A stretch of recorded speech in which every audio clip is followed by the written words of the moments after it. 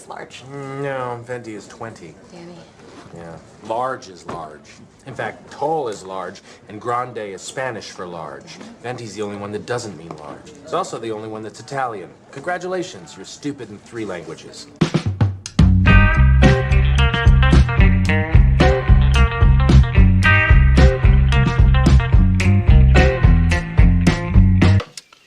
Honey, that's great coffee. It's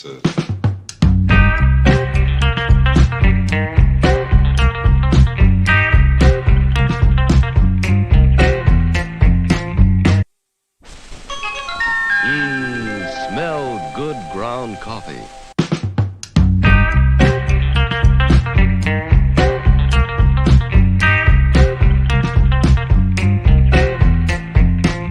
Okay, buddy, what do you think of Wilkins coffee? I never tasted it. Now, what do you think of Wilkins? Good morning. So it's Tuesday, the day after 4th of July, Independence Day. Now, one of the things I didn't mention yesterday when I was doing the show is it's also an anniversary for me, 4th of July, not just for the country. July 4th, it was my first day of basic training. And I always joked, and then that movie came out based on a book, I guess, Born on the 4th of July, because I always felt like I was reborn on the first day of basic training. I was born again. Because it changed my life. So let's see, who's all here? Everybody's here. Oh my gosh. Mr. Tickletrunk, good morning, my friend. Dr. Dragon, awesome one. Hello, Dustin Waterford, D-Bud Martin, awesome one again. And Penny is here. Hi, Penny. You know what? Did I send an invite to Dort? I better go check, see if I sent an invite to your son. Because I invited all my friends to join me when they wake up or see the message. Let's see, did I don't think I sent Dort. Nope, I didn't. Here we go.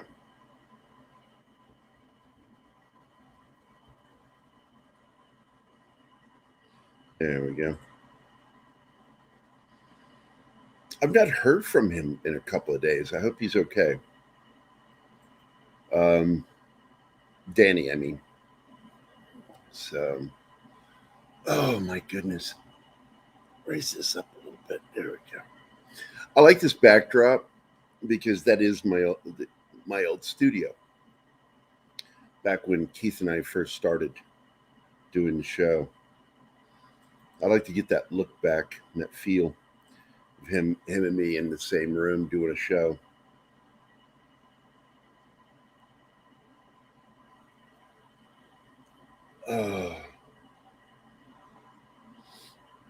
Okay, Floral, that'd be fine. Floral will be joining us.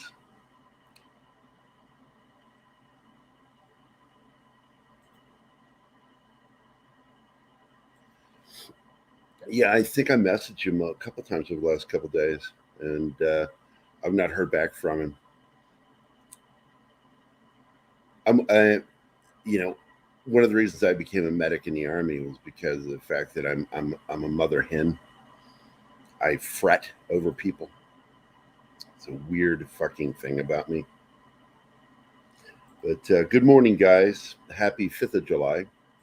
And again, like I was saying, you know,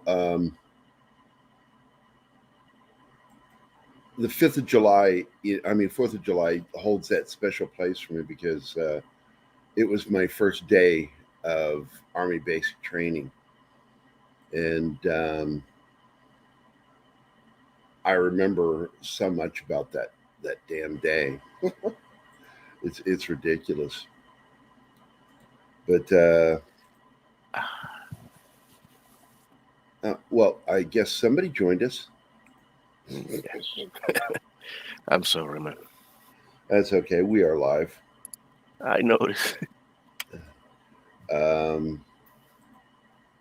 Here, I'm grabbing some photos.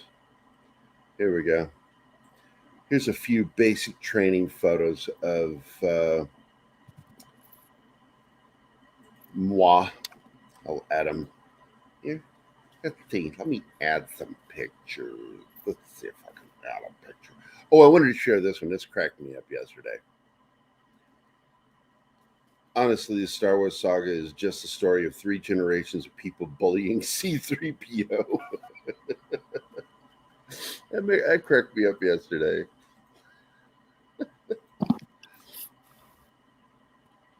There we go. Add those. Let those load for a second. And these were from a few photos from basic training. This was our platoon photo. All the tall guys were put in the back row. Each row was somebody of a shorter height, and that's how they chose this. And then of course, the guy holding the Bravo 410 flag, our guide on, that is my best friend in the Army, Julio. And that's me in the back with the arrow pointing at me. I was a giant motherfucker. This is me with some of the guys from my squad. Again, a giant. This was at the mini PX, a little photo thing where the person would take a photo of you in front of the American flag. And they put so much effort. You can see the clothes rack to the right. Did you serve with Dick Van Dyke?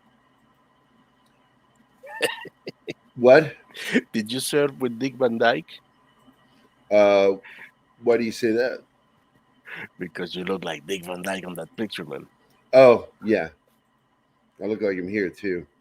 The thing that I find really funny is not only am I taller than these guys, look at the size of my arms compared to these guys. I look like an adult sitting with children. And this photo is important because that's the mural that the drill sergeant had me paint in our barracks when you first come into the barracks stairwell. It's this giant thing about, families loving their soldiers. And I was told that it's still there, but they've shut down those barracks, so nobody gets to see that mural anymore. But very happy times, despite all the stress. Good morning, Floral. Pope Floral. Not sure what's going on. Martin. Yes. Good morning, Kingsport Cal. Hey, my other favorite monkey is here, War Monkey. Oh, Cal, I don't know if you've seen this yet. I'm going to share my screen here in a moment. Can you hear us okay, Floral? Floral. Yeah, you can. Can you hear me? Yeah. Okay, because I said good morning to you and you haven't responded. I was worried you couldn't Good hear me. morning. I said hello. No, you didn't, motherfucker. And then I made Don't fun of lie to you. me. How dare you lie? I made fun of you. I didn't even hear you, dude. I was so caught up in what I was doing. But I wanted to talk a little bit about Stranger Things because I haven't seen it, but before you get into that, Cal needs to see this thing that I'm going to share my screen here. It's 2 minutes. So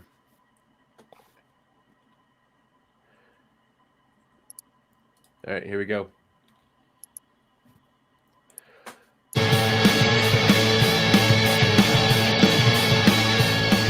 Neighbors bothering you with their loud music? You know who else in there? Your boss or coworker harassing you?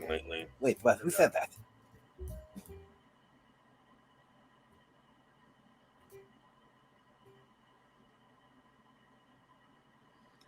is there a delay? Well, interesting. Your all-in-one monthly subscription box that can take care of those in-your-face issues. Each box contains new and unique materials for you to build your very own custom shank. Oh my gosh. And for your protection, the contents of each box are totally secret until you receive it. And not only does it create solutions, it also serves as a creative outlet, like an adult form of Lego. Oh, yeah. Right? That is a literal knife's edge. Maybe you, like some of our other customers, have questions. Can I bring it to school? Who's ever heard of a pencil not being allowed at school? Can you store it in a pocket? Absolutely. What if you don't, have any pockets? Your discretion. Whether you're conscientious about the earth or just not opposed to being a good steward of the environment, each shank crate and its contents are made of 100% recycled materials to make sure we're environmentally friendly. And if you order now, we'll be extra sensitive to the environment and keep all the original fingerprints on the items for your convenience. All for the low cost of $19.90. Okay, it's not playing correctly. Can you send it to me, Floral? They're getting like 1 frame a second. Yes. Stupid. All right. Google Drive link. Actually, I can just send you the YouTube link. You can what? Even easier. The YouTube link. Oh, that's better. Yes. I am looking in the private chat.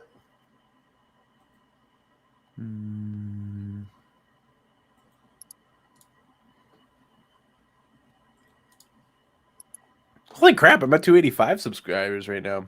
That's funny. Was not expecting that when I looked at this. All right, Nice.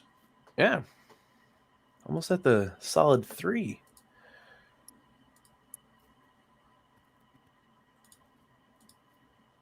All right, here we go. In the private chat. It's coming. It's coming. Waboom. Oh, no. There you go. There's the YouTube link. Share your own freaking screen. All right. Copy. Open.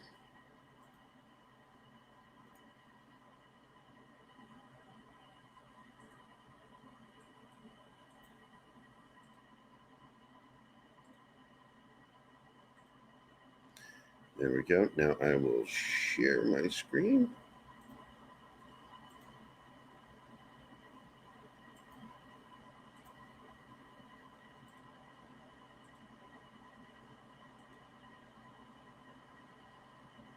All right. Let me know if you guys can hear this and see it. Can you hear it? Yep. Floral? Okay. Yep. Neighbors bothering you with their loud music? You know who else in there? Your boss or coworker harassing you? Wait, what? Who said that? Maybe you have a roommate who cries in their sleep. Bully Mays here with a solution that proves every problem has a mortality rate. Introducing Shank Crate, your all-in-one monthly subscription box that can take care of those in-your-face issues. Each box contains new and unique materials for you to build your very own custom shank. Oh my gosh. And for your protection, the contents of each box are totally secret until you receive it. And not only does it create solutions, it also serves as a creative outlet, like an adult form of Lego. Oh, yeah. Right? That is a literal knife's edge. Maybe you, like some of our other customers, have questions. Can I bring it to school? Who's ever heard of a pencil not being allowed at school? Can you store it in a pocket? Absolutely. What if you don't, have any pockets? Your discretion. Whether you're conscientious about the earth or just not opposed to being a good steward of the environment, each shank crate and its contents are made of 100% recycled materials to make sure we're environmentally friendly. And if you order now, we'll be extra sensitive to the environment and keep all the original fingerprints on the items for your convenience. All for the low cost of $19.99 a month. Call 626-831-9333 to get your shank crates today. If you call now and secure your monthly subscription for only $19.99, you'll get your very own alibi insurance for those slightly stickier situations. But wait again, there's even more. To be inclusive, culturally respectful, and as patriotic as possible, each monthly box is themed after a unique prison in the US of A. So call 626-831-9333 now to get your very own unique, patriotic, and environmentally friendly shank crate with your own personal alibi insurance.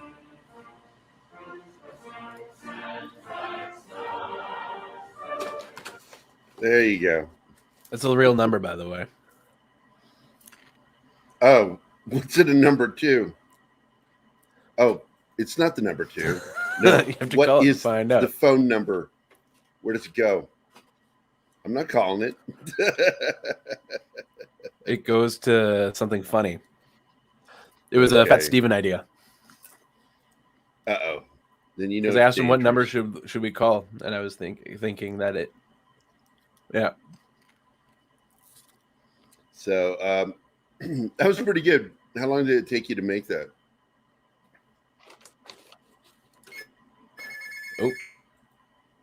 Oh, somebody called the number and it goes to your house.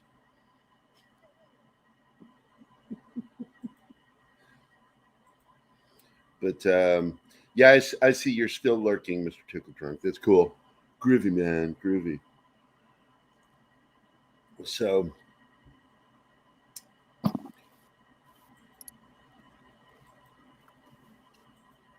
I think Floral has some internet issues because I keep asking questions and I'm not getting any responses from him.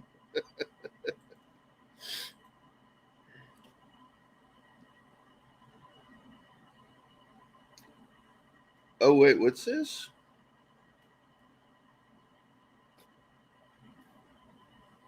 Oh.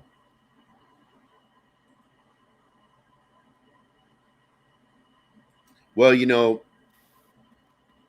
I think everybody should have this basic philosophy that I would rather owe you all my life than cheat you out of it. All right. So you asked how long did that video take? Writing up the script, I think, was the longest or second longest part. So I wrote up the initial draft. Fat Steven went through it and basically just like auto-corrected things. And then added a few lines here and there, and then gave it over to Corey Hansen or Harrison. Harrison? What is it? Anyway, doesn't matter. Sir Talks-a-Lot, that guy. And then he went through it and kind of organized it a little bit to how he would be able to say it the best he could and as clear as possible. Right. And then I gave it once more over. So that whole process took, I don't know, probably a total of like 2 hours. He recorded it. Once I had the audio, I then started filming the background stuff. Fat Steven made up all of the visuals of the shank crate itself and the logo and all that. Told me what font. So in total, it probably took all of us, I want to say 7 hours, 8 hours. That's pretty good. That's pretty good. You want to address this? This was my idea for the product. You were the inspiration for the product, Calvin. And he wants to know where his royalties are. Where his royalties are? Yeah. Well, if he wants to subscribe. He wants to subscribe. I told him, I said, you know, everybody should have this philosophy of I'd rather owe you all my life than cheat you out of it. Mm. But so very cool. Very cool. I liked it. Which is funny because I don't find Steven Seagal funny at all. I don't like that. That's a running joke because, like, we were having a conversation like over a year ago. We were having a conversation. He says, "Yeah, you know, it's like it's the kind of humor I have. You find me funny, don't you?" And I went, "No." What? And I was just fucking being an asshole. And I went, "No, I find you amusing." But he's hypersensitive. I don't think I've ever laughed. I know. I think it's easy. It's easy. I find buttons on him all the time, and I push him, and it's just kind of fun. It's part of the dynamic of our friendship. Because I do really find him funny too. He's what? He's really weak too. And if you just remind him, like, "Oh, hey, you know what you should do? You should start like putting ads on your videos so that you can get money from YouTube." and then just rub that salt in. Yeah. Because if you don't understand what's funny about that, guys, it's because his shit got cut off. He's not monetized. Yeah, he's not monetized because of the whole fucking truck thing that he covered. And I think it's wrong. I think that he's being stalked by YouTube. Oh, says Facebook user, who is this? Who is this? Let me know who this is. Because I'm not logged into Facebook right now, so I can't see who it is. And it just says Facebook user. I think it's stupid. StreamYard is just fucking crap with things like this. What if you're controlled right now, though? Oh, it's Stephanie Beatty. I had a quiet 4th of July. Well, except for one thing. Fireworks were going all over the neighborhood around me. So it's like from morning until I think almost 2 o'clock in the morning, fireworks going off.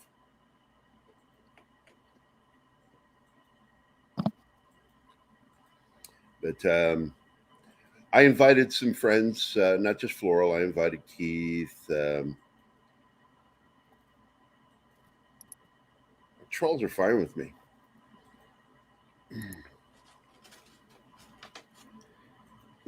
Gerry can't handle trolls. You can handle Wilton, okay? Yeah, I've hung out with Wilton. Yeah, I wish that from where I'm at right now, and I'm sort of trapped here. I just sort of like got dumped off in the middle of nowhere. Favreau is our savior, and we'll change it all. All the cars are elsewhere. I'm sort Flassad's going back to that well, huh?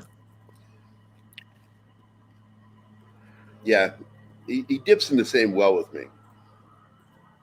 It's the thing is, now that Chapek has those 3 years, he can now fire Kathleen. He can reset Star Wars. And I don't know Disney if he's going to do it. Happen. I don't know if he's going to do it. I have my doubts of him having the balls to do much of anything. Well, he didn't fire he fired one guy. Right? Yeah, but that was a personal thing for him. The guy fucked. So far as we know. I mean, he was the guy that headed up all of that fucking anti-Chapek stuff. Oh, he knows. We know. That's real. And so he fired him as a personal grudge. But will he do the right thing? I don't know. Investors seem to think he will. We'll see. Welcome, brightest day. Well, it doesn't work, Flaccid, because you don't get a reaction out of me. It doesn't work. Awesome but, one says that Chapek is going to become trans. The definition of insanity is doing the same thing over and over again and expecting a different outcome. So just keep going, see what happens. But I love you, Flaccid. I love your shows, man. I really do. And if you guys aren't following Flaccid Phoenix's shows, him and his partner, man, you're missing something really good. I love their Chris breakdowns. Gore keeps giving him shout outs. Well, he's good. And yeah, I like that about Chris. Fuck yeah, man. Just a great show. He's not the best in the chat, but he's really good in the show. Or life. He sucks at life and the chat. He but when it sucks comes at to life. the YouTube channel. But, I am curious. Flaccid, did you watch this season of Stranger Things? As he sneaks in the back door. Don't pay attention. That's both my hands on your shoulder. But I am curious if you did watch Stranger Things season 4, all of it. Have you guys seen it? No. Yes. I stopped after 2. Season 2. Well, this is where it got good. The season 4, they had that extra year. And it shows. The writing's better. Hey, Flaccid, I'm going to send you an invite if you want to jump on and talk about it, because I really enjoyed this That's season. so funny. I was just giving him the link to troll you. No, send him the link. He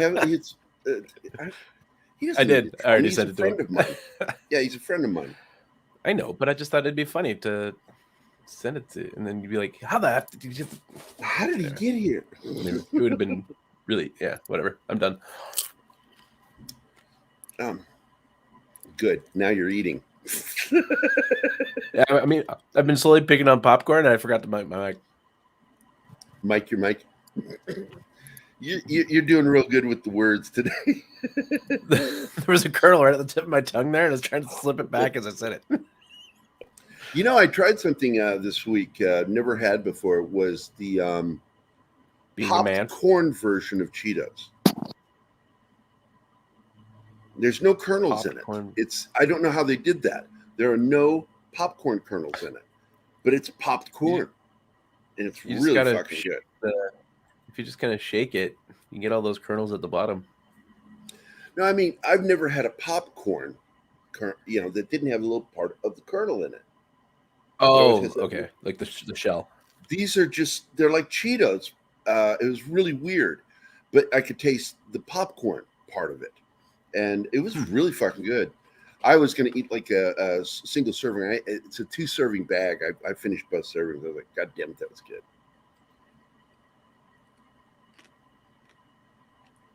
Send me a Who's link worse, and I'll ignore it. Dark Thanks. Knight or Floral? Well, I'm gonna say Danny because I say stupid stuff. He just is stupid. Oh So, my God! Shut up. And he's not here, so I can say it.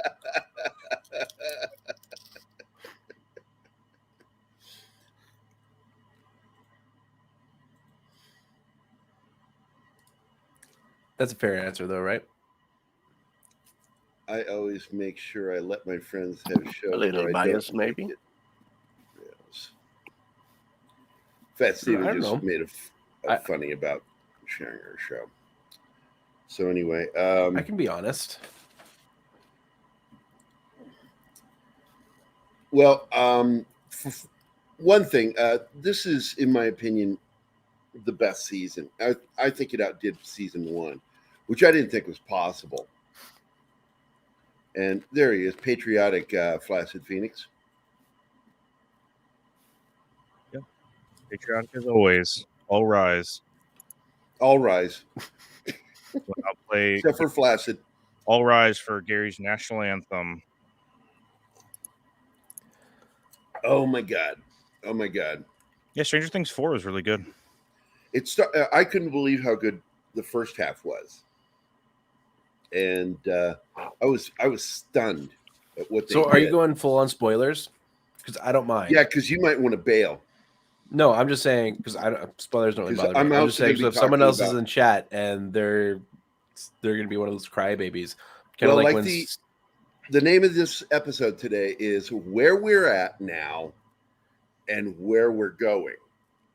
So that clearly denotes. But we're going here's the thing: the internet is full of people that they're intelligent, and so vaginas, right? So Fat Steven walking bruised posted vaginas. Fat Steven posted the. I think you might have seen it. He posted these end credit scene of Thor, and someone was like, but he laid it out. He's like, here's the post credit scene of Thor, and someone in the thing was like, no warnings of spoilers. What? And I'm like, you're kidding me, right? Like, so anyway, if you care, you should go. But if you don't, I'm going to ask questions If so you've I can get not details. seen season 4, yeah, it's it'll drop our numbers, but I don't care. I want to talk about this because I think it's interesting what they're doing, and I'm curious where we're headed with this show. Yeah, I thought it was it's really good. Feels like a Fine, return especially. almost to Stranger Things season 1. the stuff they're doing in this. It didn't feel like they were going off the rails doing weird side quests that really have nothing to do, that trying to develop characters that really don't care about. Right. Yeah, it's good. What did you think of all the character development that happened this season? Well, I mean, they basically realized throughout the series that they can only handle so many characters so many times, or like they can only juggle so many characters and develop them properly, because you see Jonathan, Will, even what's his name? Mike. All of them, they have nothing to do basically. They're on a drive quest and don't do anything. And they basically could have been out of the season the whole time and wouldn't have changed anything, really. Till like the very end. Yeah, but I think what they were trying to do was give them this quest in order to show the separation. Yeah, that everybody is spread apart, and it's that whole everybody's in these different points, and we got to tell a story of why and how they get back together again. And in the road trip thing is just showing the change in character, because all the characters have really changed this season. And I think it's the greatest amount of character development I've seen on the series. Steve, I think Steve is his name, right? The guy that started out as the douche in season 1. Yeah. And now he's like a fan favorite character. I fucking love his character. And Eddie came out of nowhere. Fuck, I love that kid. Yeah, Eddie was good. I couldn't believe how enjoyable his character was. Is Eddie in the new season? Yes, Eddie's a new character. He's a character that it's really kind of weird, because there was something really familiar about him. So it was almost like, wait a minute, was he the whole series? I had to go back and I'm like, oh no, he's new. But he felt familiar. I don't know why. But yeah, here we go. Let's go, guys. Here we go. Spoiler warning. Spoiler warning. What was your general take on how they? Because everybody's a little older, and it's clear because they had that extra year. But it didn't feel off.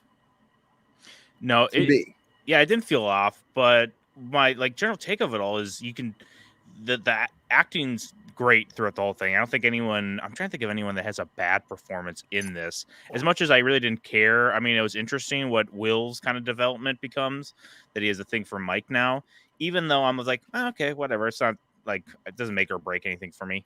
His acting in those moments when he just is internally crying, I was like, oh, that was really good. This kid's just I don't know, it looks really good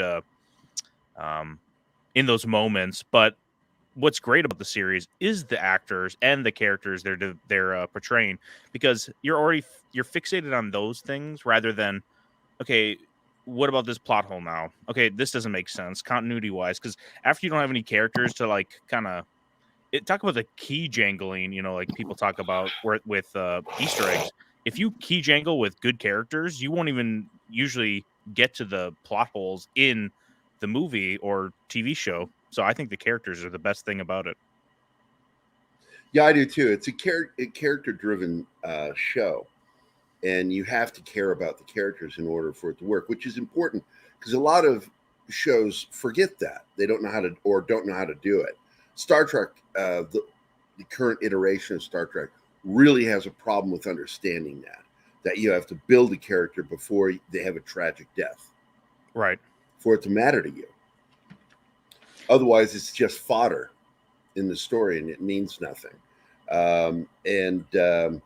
So we come to this season, and we're learning that, and apparently in 2016, what is that kid's name? Galen Razzo. He plays Dustin. Okay, yeah, the Tooth Kid. He spoiled season 4 all the way back in 2016. Oh yeah, we didn't even know it.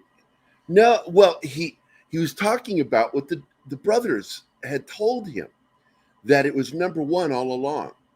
Gotcha. Okay.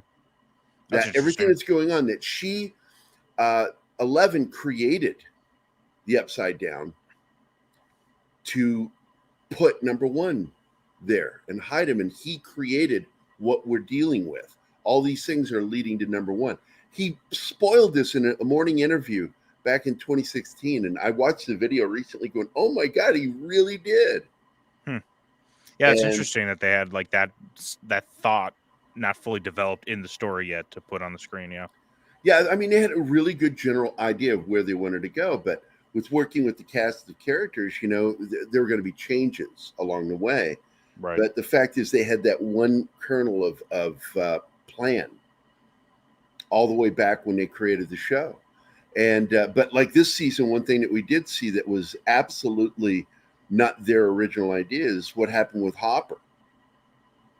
Yeah. Because a lot of that was developed by the actor himself. He went to them and said, this is what I feel should happen to Hopper.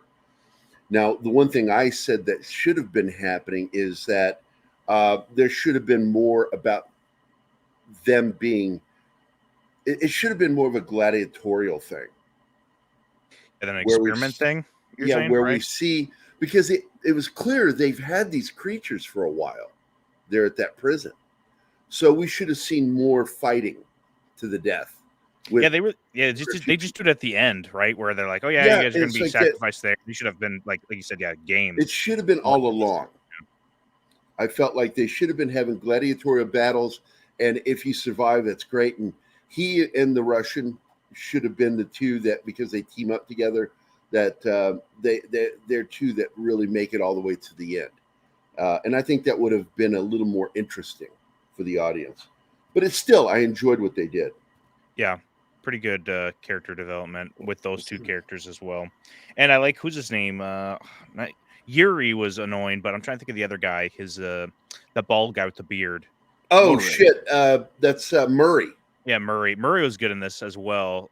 He didn't seem. They took a side character and made him a major character, and I fucking love that. Yeah, I mean, at least they did something with these guys that felt more interesting. I think that's the difference between like the Murray and Joyce, Winona Ryder's character. They are also on like kind of a adventure to go get Jim, right? But you know, with Will and Mike, they're on a journey to just get out and get to Hopkins as soon as possible. One of them felt like it had, I don't know, was more dynamic than the other. That being the Joyce Russian one versus the like Nevada pizza surfer, whatever thing, whatever van they're in. You know, it just didn't like, it didn't feel like it had all the impact it could have. So I think that was the week. You know what I'm talking about? Yeah. Yeah. So also Argyle, what a great name. Bring back Argyle. People need to be naming their kids Argyle again. I don't know if they ever naming their kids, but he's the underappreciated character in Die Hard, Argyle. There's a lot of names that people should be bringing back. You just ready, list them. Open the Bible, go to the Old Testament. You could just pick one of those names. It's good times. I'll tell you, Chlamydia. That's the name that needs to come back. Chlamydia. I have a story about that. When I was working at the hospital. Would you go with Lydia or Clam as the short name? There was this black woman that heard that. All the way. That heard that word when the nurses were talking. I was in the nurses station. And she goes, "Oh, that's a pretty name. Someone should name their child that." Yeah. And we're like, no. I mean, if I had to be chlamydia or clitoris, which one would I want to be named? I don't know. That's a... Right. Now, I will tell you, my grandmother. Well, if you go with the other one, you can go with Tori. Yeah, right? That's so pretty if you good. abbreviate the name, Tori. My grandmother had two first names for her first and middle name. And one, I don't think ever should come back, Ethel. But Irene is a great name. Irene's good. That was her middle name. Gertrude? Yeah. It's kind of a gross name. Gertie. Yeah. I've met a Gertie when I was a kid. And that's kind of a cool name. It sounds Gertrude by itself sounds awful, but the name being nicknamed Gertie is kind of cute. Gertie? Yeah. I don't know if that's cute. No. Well, I mean, that's like maybe you're in the medical field and you're thinking of different terms that are kind of similar, and you're like, I have an affinity towards this disease. We have bring back insults like Gormless. What does that mean? And I should I be don't afraid to know. look it up? Without Gorms. Truth. I want them back. I don't know why I lost them, but I'm now Gormless. Gormless means stupid. Okay. Leave it to a Canadian. So Gorm means just like intelligent. Gormless means less intelligent. You've got me, mate. I'm the number one Gorm here. I'm claiming it before I know any more of the definition of it. Gorm the Great. Yeah. But season 5, we've already heard that they're going to be shorter episodes. Season 4 was kind of special because of COVID. Yeah. We ended up with so much action. I mean, that was what, a 2-hour finale? Yeah. They also, it was a good job to break it up like this. They built the hype for it so everyone's ready for the finale and could catch up. You know, because not a lot of people were willing to buy back into Stranger Things after the last 2 dud seasons. So gave everybody a chance to catch up, watch this season, and then get ready for the finale for everyone to be there. So I like this format for Netflix. And one of the things I read, because I don't know if you go to Polygon, but I go to Polygon for a lot of little news stories. My testosterone level's too high for Polygon, but go ahead. They have really interesting articles every once in a while that, because they don't put too much of their opinion into their articles, which I like. Okay. And so they just straight up say, you know, things like the word coming from the Duster Brothers is the finale of season 5 is going to be very much in the vein of Return of the King-ish. That's interesting to me. Of course, the season is going to have shorter episodes. They're probably going to be right around the same length of time. I'm guessing 30 minutes. I don't know, 45 minutes. But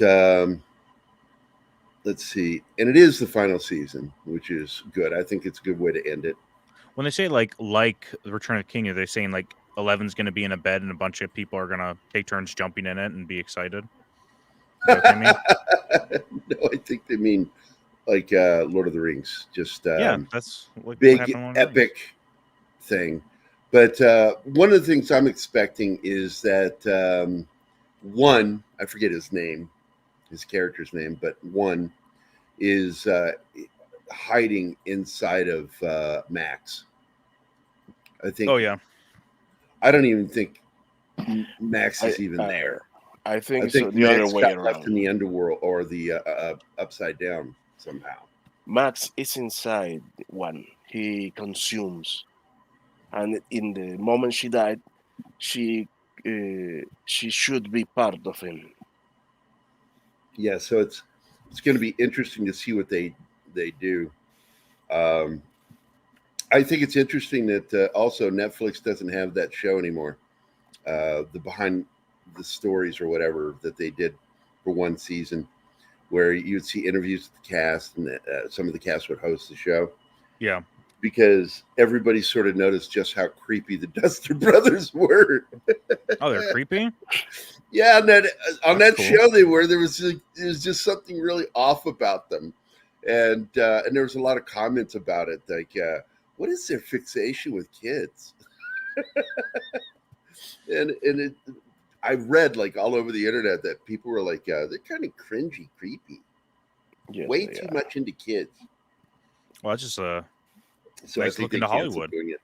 Well, yeah. They just wear it on their sleeves. Everyone else is better at hiding it. What, Disney grooms? No way.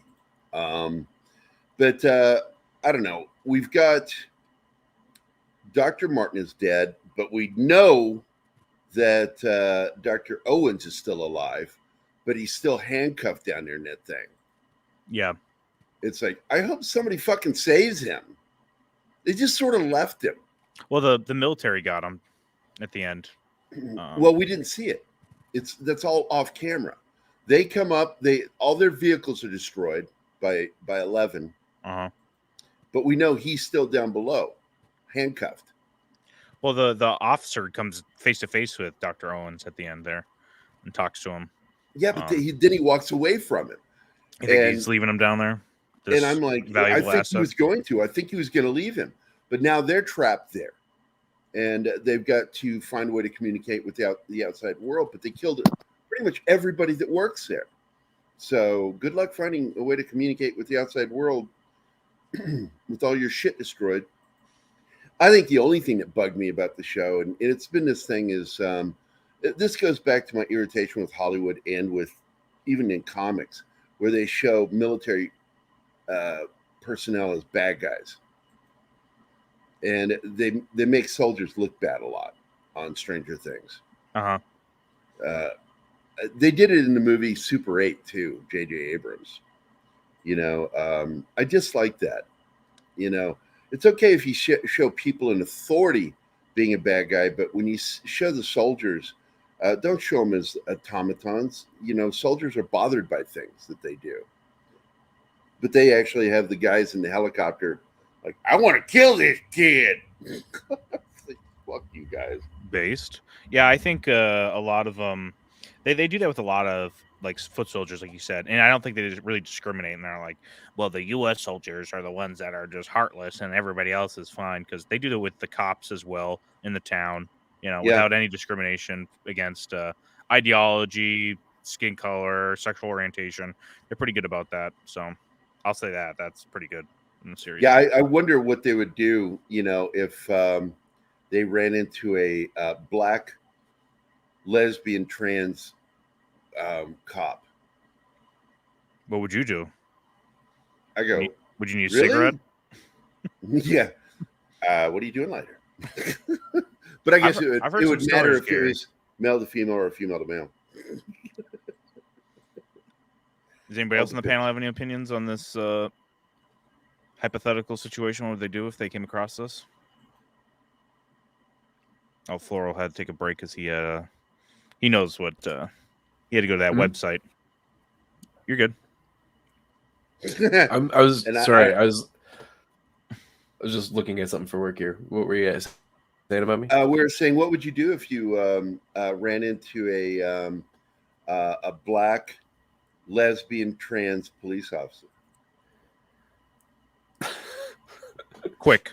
She just pulled her gun now. I'm laughing. She now put the gun on the ground and kicked it over to you. What do you do? I'd probably look at it and be like, I don't know this. She pulls out another gun. Pulls out another gun back. I'm like, how many do you have? Is this? I'd be like, okay, so if we're gonna keep doing this, I want to see. Is your holster a clown car? What is this? Exactly. But you're talking about Disney being groomers. I started to write a parody song all about Disney, and is it Vroom Vroom Vroom? I can't remember, but it's the whoa whoa, this is what they wanna do, whoa whoa, you should really run, whoa whoa, they'll make you LGBTQ, whoa whoa, That groom didn't sound groom forced groom at all. groom, get out of the living room. They'll indoctrinate your brother until it hurt investors. Groom, groom, groom, groom. Anyway, you're welcome. Is it based off of This Zoom, whole plane's Zoom, getting out of Zoom? hand. That car commercial? No. That was originally the idea. What is it? Is it like not Zoom, Zoom, Zoom? It's boom, boom, boom. That's it. Oh, boom, boom, boom, boom, boom. Gotcha. But I got this here. Let me read this real quick. What do we know about the end of Stranger Things 5? Again, from another article from Polygon. Only that the Duffer brothers know what it is, probably. Quote, we know what the ending is, end quote, Matt Duffer said to SFX. And he continues, it's conceivable that it changes, but I think it's unlikely because it's one of those endings that just feels and has always felt right. And it also feels sort of inevitable. Then when you come up with it, you're like, oh, yeah, this is a quote within a quote. Oh yeah, well, that is absolutely what it has to be. End quote. In the same interview, the Duffers also said they spoke with Breaking Bad and Better Call Saul creator Vince Gilligan, who, if you don't remember, was a major writer on The X-Files, for advice about their envisioned ending. As a result, Matt Duffer says the ending is, quote, more interesting and exciting than originally envisioned by me and Ross. And I do believe that they had the ending all the way from the very beginning, at least an idea. Which I like that. It's better. And don't get me wrong, I love George Lucas, but George Lucas, I think, was full of shit on some things when he says that was my idea all along. No, he was not. You had some general ideas, but Luke being Vader's son was not in the plans. Never was until after you started Star Wars. But I don't know. I'm pretty stoked. I think you know. I'm going to go because we got our spoiler sign up here. I do want to point out that this guy was probably one of the best parts of the season. And he reminded me of every fucking friend I had in high school. So I'm going to add an image of him. Let's see. You're doxing your friends. Yeah. Oh, the other day I was talking with on Saturday. I had one of my best friends that I grew up with on the show. What was the address? What? So what was the address? For what? Go on. Gary's a little geriatric this morning. Rest in peace, Eddie. A heroic but lonely death. The only person that was a witness to his demise and his heroism was poor Dustin. And man, what a traumatic moment. And what did you guys think of him having to tell his dad, Eddie's dad? Well, I think it was his dad or his uncle. His uncle. Anyways, his father. I think it was his dad. No, it was his uncle. Was it his uncle? Because he acted like his dad. Yeah, because the backstory is the dad was kind of the what? The dad. The what? Ha ha ha. Sorry, your Indiana accent was messing with me. Eddie's dad was a deadbeat and a criminal, and the uncle was saving him. Oh, the straightforward guy. Gotcha. But I love that character, and I thought that was a nice moment between those two as they're sitting there commiserating, and nobody fucking knows. Yeah, it's like it's that really kind of sucks. And in the process, Dustin can't even tell him how he really died. Well, he could have like really bullshitted a story between that time, being like, okay, well, I was gonna fall into that big crevice, but Eddie saved me. That's why Eddie's down there. And I was kind of hoping he would say something like that. Yeah. Yeah, and somehow clear his name, because like what you see in the season is like hearsay for Eddie being some sort of satanic worshiper, demon guy, whatever, right? And then you can just come out with other hearsay as well, being like, no, he's not. He's actually a good guy that saved me from death. So yeah, I agree. And I also thought, oh, what is that character's name? Oh shit, he's kind of a half-ass villain during the season. The jockey, the high school kid. Yeah, the jock kid. Yeah, I don't remember what his name is. Oh my god, I can't place it. Anyway, he I mean, don't get me wrong, he got what he deserved, just desserts, but I didn't feel that was as good a payoff as what they were building up. That was a build-up, whole season build-up. Yeah. To that, and I was like, oh man, he should have had a more horrifying ending. Yeah, or like turn up his evilness to him, because everything you've seen thus far has been pretty justified if you go through his line of logic in his head. You know, his girlfriend gets killed, and then he witnesses in that lake after chasing after the would-be or the suspect killer. He sees his friend being raised from the water and being killed in front of him. You know, the weird bone-cracking, eye-popping stuff they do. And then he's not wrong. It is the devil. Right. So he's like, what the fuck is going on right now? And like, what is going on? Like, now he knows something's up, and he's like doubled down on the theory instead of reassessing the situation. So for all you know, or all you think, is that who's his name? What's the kid's name? I'm horrible with these names. There's so many kids. Lucas was up there with what's the redhead girl, Max, and she's being Max. raised up. And so for all you know, the jock is just thinking, I'm going to save Max from this death that Lucas is putting on her because Lucas is part of this Hellfire Club. So you should have made him come to, made him maybe shown like people they trying to try in his mind being heroic, and they should have shown that. But I think it fell short. It fell short. Don't get me wrong, I still enjoyed it, but that part felt really not fleshed out very well. And they should have made it look like he is an actual bad guy, because like I just described there, he seems like he's on a rational path of righteousness in his head. But if you make it show that like, yeah, people are clearly handing him evidence that states otherwise, but he refuses to see it or wants to look at it, then it's like, okay, this guy is an idiot, right? Or a douche, and he needs to be killed or spanked. Or spanked. Yeah. And in the end, they could have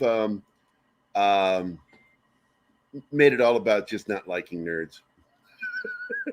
Yeah. In the end, I don't care. I don't like you because you're a nerd. And then like do a Revenge of the Nerds homage.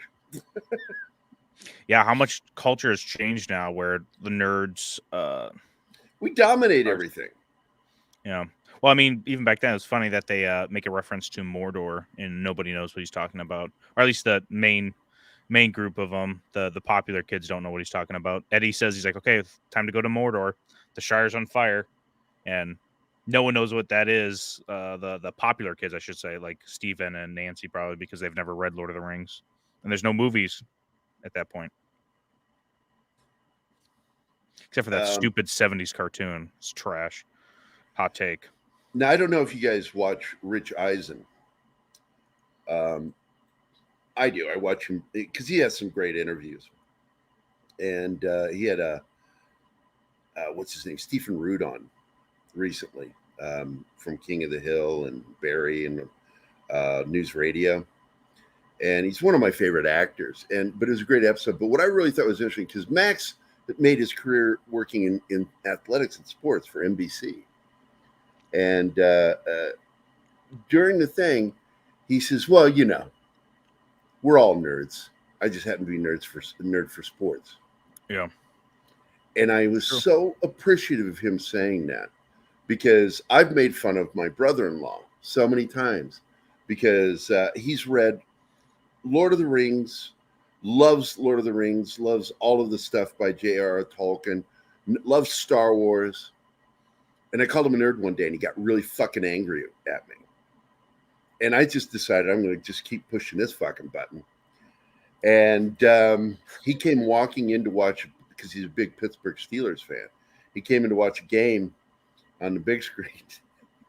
And he's wearing his fucking Pittsburgh Steeler jersey. I said, look at you nerding out doing your sports cosplay. Yeah. And I think he wanted to fucking punch me, because I was relentless with him, because I said, sports fans are fucking nerds, whether you like it or not. I'm a sports fan. There's sports fans, and then I'm a there's nerd like for the guys but there's those guys that like love everything so much where they like know the stats. If you know the stats of the players, like you cannot make fun of the kid that knows all of the stats of Pokemon. Yeah. Right. Like it's stupid. You're both living in fantasy world thinking you can affect something real. Yeah. Except you're missing one aspect. One can push the other. You can one actually to the play locker. Pokemon. You probably can't play professional sports. No, the sports guy can push the kid in the locker. So immediately his point is validated. Might equals right that in is this world. So shut up, get in the locker. It all depends though. Like, because if that kid knows what they're doing, they can. That little scrawny kid, if he knows how to fight and scratch, like I'm a bigger dude, and I've been able to like strong arm. Like I had 40 students try to take me upstairs so they could tie me up on a chair and peg me with water balloons. It took 40 of them to do it. Whereas Thank you for the I adding went up water against How many of them did you knock out? Well, they were all trying to get me up the stairs, so I was knocking them all down the stairs. No, I only knock out kids in Nerf. Then there was this other guy that I tried wrestling, and he was one of those scrawny guys because he was so friggin' wiry. It was so hard to get control of him. So if that little scrawny kid knows how to be wiry and get in a couple jabs, they'll give that sports guy a tough time. Just to be fair. Yeah. But I was, what I was saying a minute ago, I wanted to share these because you were saying something. This is a prime example about nerds and sports. So I wanted to pull these up as examples. This is what a lot of us have. This is a nerd cave. It's a man cave, all nerded out, right? Not much difference. Maybe a little more expensive. But I don't know if it's more expensive. I think it just comes down to what you put your money into. Because if you think about it, like those helmets right there are worth a lot of fucking money. And those helmets are about $200, $300 each. You go back to those TVs on the other screen, and those are $200 to $300 each. So it's just what you want to look at. Now and that Master Chief on the bottom right there, like that's the one I was going to point out. The Stormtrooper and the robot thing, those are not that expensive. I know those, but that Master Chief posable, that's a lot of fucking money right there, man. And that R2D2. So the thing that I find funny here is that all of this is directed towards that little tiny fucking screen. I see a projector right above Master Chief, though. I thought the same thing. Now I see. Oh, I didn't notice that. Yeah. Oh, there is a projector. Yeah. See, that's the kind of room that I had. Nerd. I'm a nerd. Geek. But the funny part was, it's like when I was a kid growing up, and I'm curious. Let's do this real quick. When I was a kid, my ceiling had nothing but fighters, bombers from World War II, Korea, Vietnam. I loved hanging them with fishing line. And so it looked like they were flying in my room. And then over on one side of my room was shelving that had all my Star Wars stuff. And then the next one was Star Trek. And then the other side of the room just had my desk and TV. And the other side had my bed. But, I encapsulated what I loved. I didn't mix them. One wall. What Gary's not telling you is that they were all made of cardboard from cereal boxes, and he just used tape and he's one of those kids. Not that I wouldn't have been adverse to doing that. Yeah, not that I'm adverse to having done that, but I was a big collector of the model kits and stuff as a kid, and I loved building models. And I never realized how much of an isolationist I was as a kid, but I really was, because I just like hanging out in my room building model kits. That's it. What were your guys' rooms like? Just like yours, except everything was Passion of the Christ themed. What? Are you being serious? Yeah, posters, action figures. Oh. Passion of the Christ, though. I guess I should say there's a Bible Man or VeggieTales thrown in there every once in a while, but you know what you're talking about. Not many people know about Bible Man. Yeah, dude, that intro is so it still hits when you watch it. Fame, fortune, he had it all. Man finds a Bible underneath one thick, like an inch thick of mud, perfect condition, finds God. It's great. What an origin story. But VeggieTales. I don't know. VeggieTales is just classic. I don't know how serious you are about any of this right now. VeggieTales slaps. They got some great bangers. No, he's telling you the truth. That. I raised Zoe on VeggieTales. I love VeggieTales. Let's go right now. Larry was my favorite animated character for a long time. I fucking love that kid. Even though I know it's a grown man that did the voice, he was a kid to me. You said you like the cucumber one? Yeah, Larry. Huh. Interesting. I'm writing that down. He had the best meat, Bob or whatever his name is, the tomato. He was a stick in the mud. I fucking love Larry because he was just so funny. I also liked his musical pieces. You know, like what was that song he sang about his hairbrush? I'm trying to remember, but I'm wondering, do you like anything else kind of shaped like a cucumber, by chance? Well, I don't know. It depends on. Oh, he had to leave. Oh man, oh, I'm calling him out. Speaking truth to power here.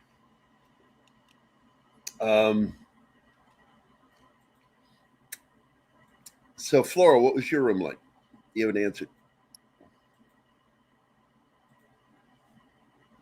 He's doing research. He doesn't remember.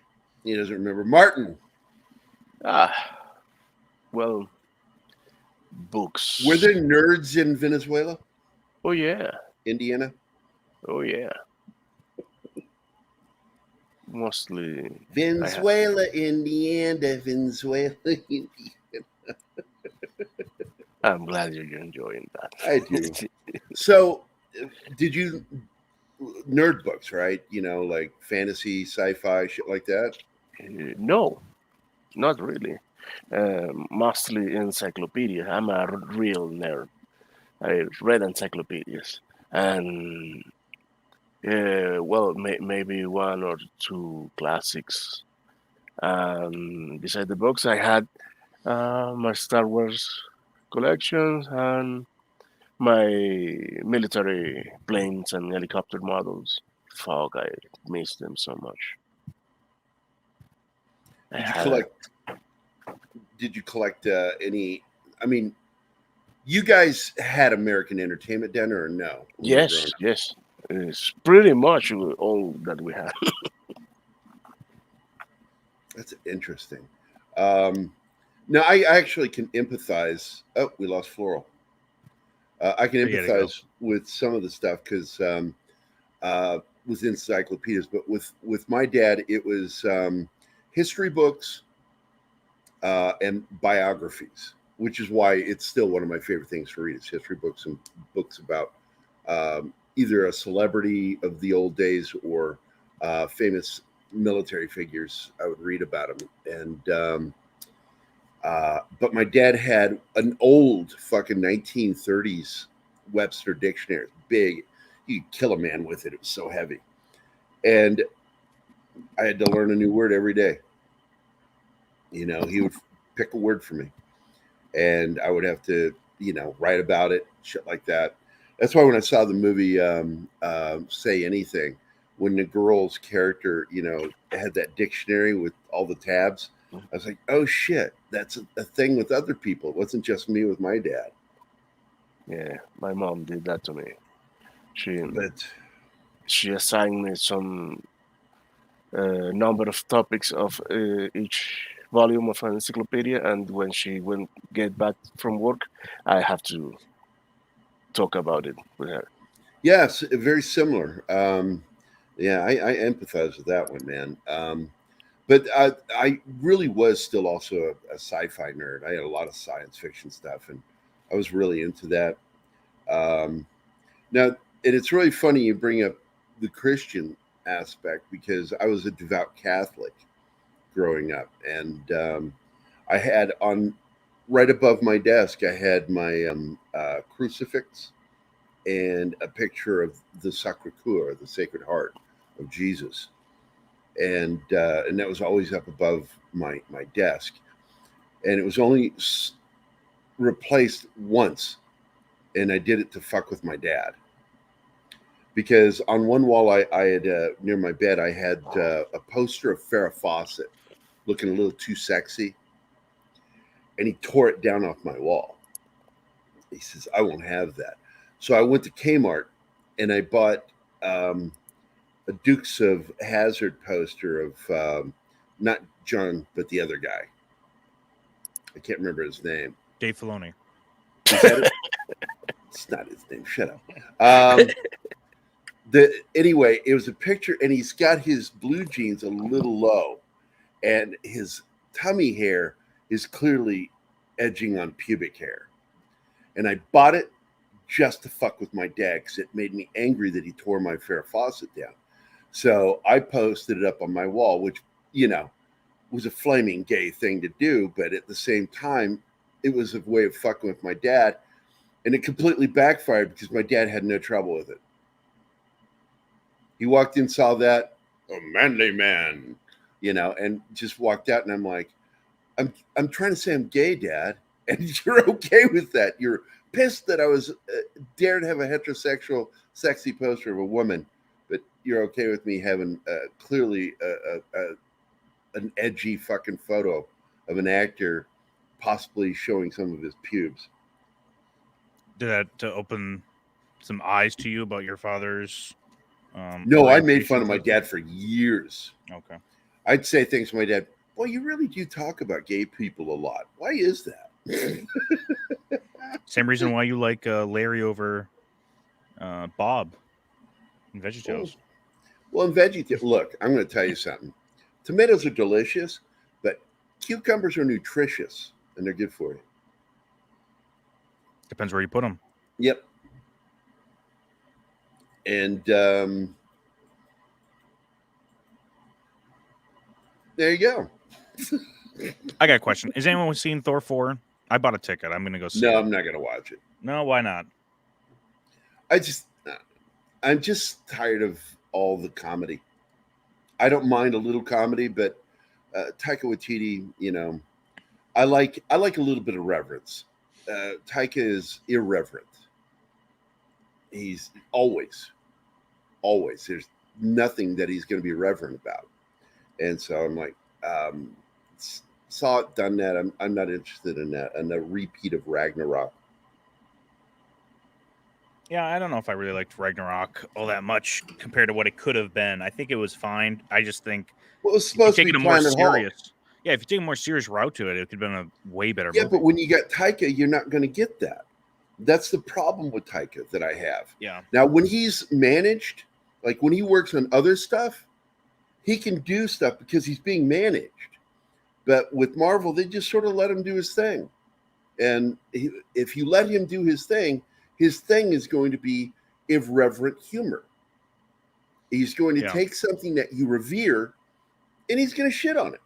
And it'll be funny, but I want to see Thor not always be funny. I want him to be reverent. I want him to be, the splits thing was just, come on, it's a bridge too far for me. When I saw that and I'm like, yeah, I'm totally out. I'm out.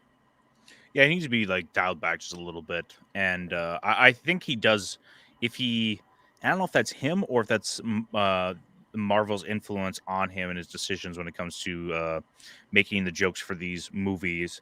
But in Jojo Rabbit, Victoria Alonso, I know, has a major impact on any time they make fun of a male character. She's absolutely at the head of the line on those. Well, because Jojo Rabbit was really good.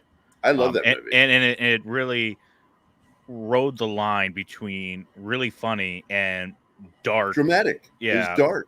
Yeah, you literally have a scene where everyone says like "Hail Hitler" for like, I don't know, a minute, and it's funny, right? Because he's like "Hail Hitler, Hail Hitler, Hail Hitler." Everyone has to say to each other to greet each other, so it's just and the whole time knowing these guys are the Gestapo as well, so it's like this dark undertone on the whole thing. I wish he could bring that to this movie, and I think it could be good, but I'm afraid it's going to be too much of the Marvel joking around, like you said, the splits, some stupid stuff like that. Well, to be honest with you, Tickle Trunk, I think that there's more to Taika than that. But the fact is, when he's left to his own devices, he tends to be a one-trick pony. But when people push him, I think he does good work. Like we're just talking about, Jojo Rabbit is actually a pretty good film. I love the sentiment and general idea and the themes of it. It's a powerful statement. And I love that this kid, because of what's trauma that he's gone through, because Pan's Labyrinth touches on that shit too. But less with the Nazis and more with the fascists. Right. Which were a huge influence on Hitler. A lot of people don't know that. You get these people who don't know anything about history, and they think that Mussolini was the idiot friend of Hitler. It was quite the opposite. Yes. Adolf Hitler was the idiot friend of Mussolini, and he took a lot of hints and ideas from Mussolini. He had idolized Benito Mussolini. A lot of people don't know that he had a relationship at one point with Stalin. Hitler did. Sexual? Maybe. Okay. I'm interested. A lot of his ideas or the Nazi ideas that were used during the war came straight from Stalin's playbook. And the only reason why that ended the way it did. Sorry, hold on a second. I got to mute the mic. Where's Gerry right now? Is he like in a? You in a back room of someplace? I'm in a house right now, and they're coming in the door with groceries. Okay. And I'm trying to fucking deal with it. I knew it was going to fucking happen. It's funny. But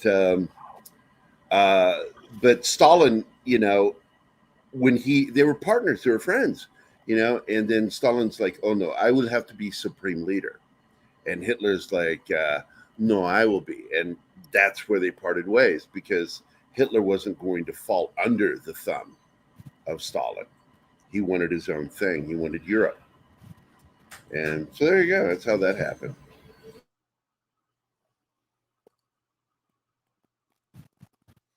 That being said, you're going to be watching Thor 4. I will not. If I watch it, I'm not going to pay to see it. Whoa. If you stay on the 7 seas, is that what you're saying? Yeah. You know what I'm talking about. You can't do that.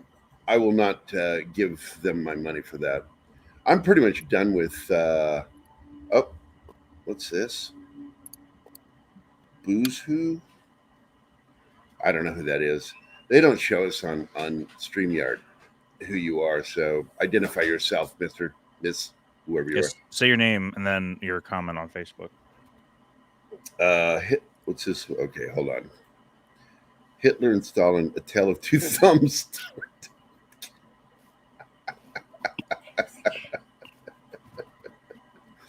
But anyway, man, I guess we need to start wrapping this up. I was kind of hoping some more people would show up today because it wasn't the 4th. I couldn't believe how many people came and watched the show yesterday. Oh, yeah? Good. Yeah. It's 4th of July, man.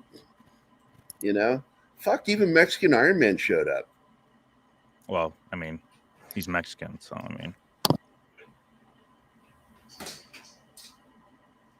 Oh, it's Shane. That is Shane Moore, my friends. This is a very close friend of mine, best-selling author of the Books of Enoch horror series, horror fantasy. And very cool guy. He is Ojibwe or Chippewa. And he's a close friend of mine. And he's who him and his wife I spent New Year's with. Got fucked up. And then on top of that, we got the flu. Somebody at the party had the flu. We were kind of glad that it wasn't the coof, But then I laughed and I said, wait a minute. More people die of the flu than the coof. Why am I saying I just have the flu? Irony. True. Bill Barkley, what's up, man? No, I'm not watching Westworld. They lost me going into season 2. But Shane, I would love to get on the show. He's fucking awesome. If I send you an invite, Shane, would you join us? I'm going to go send him an invite. Fuck it. I probably have to get going here in the next couple minutes, but I just shared something. Do you see it? Who's running the stream? Oh, shit. What's this? This is Chris Gore as Gore. Yeah. Nice. Did you do that? Yeah. It looks so funny. Chris Gore is Gore. Yeah. Yeah, Chris Gore's the shit, man. I fucking like that guy. And it's funny because I worked for a guy that worked with him, Josh Becker. And their relationship is turgid. Really? And it's fun. It's fun because I know his side of the story and I know Josh's side of the story. And they both absolutely match up. It's not like one of those things where it's like, where does it fit? No, it really does match up. I like hearing it. I'm going to send you an invite through Facebook, Shane. Let's see. Where is Shane Moore? Oh, wait. Are you guys done? Outstanding. Cool beans, man. You motherfucker. You bought me soda. Thank you, man. That's my stepson. Uh-oh. He's a good guy, man. He's a gamer. Big nerd.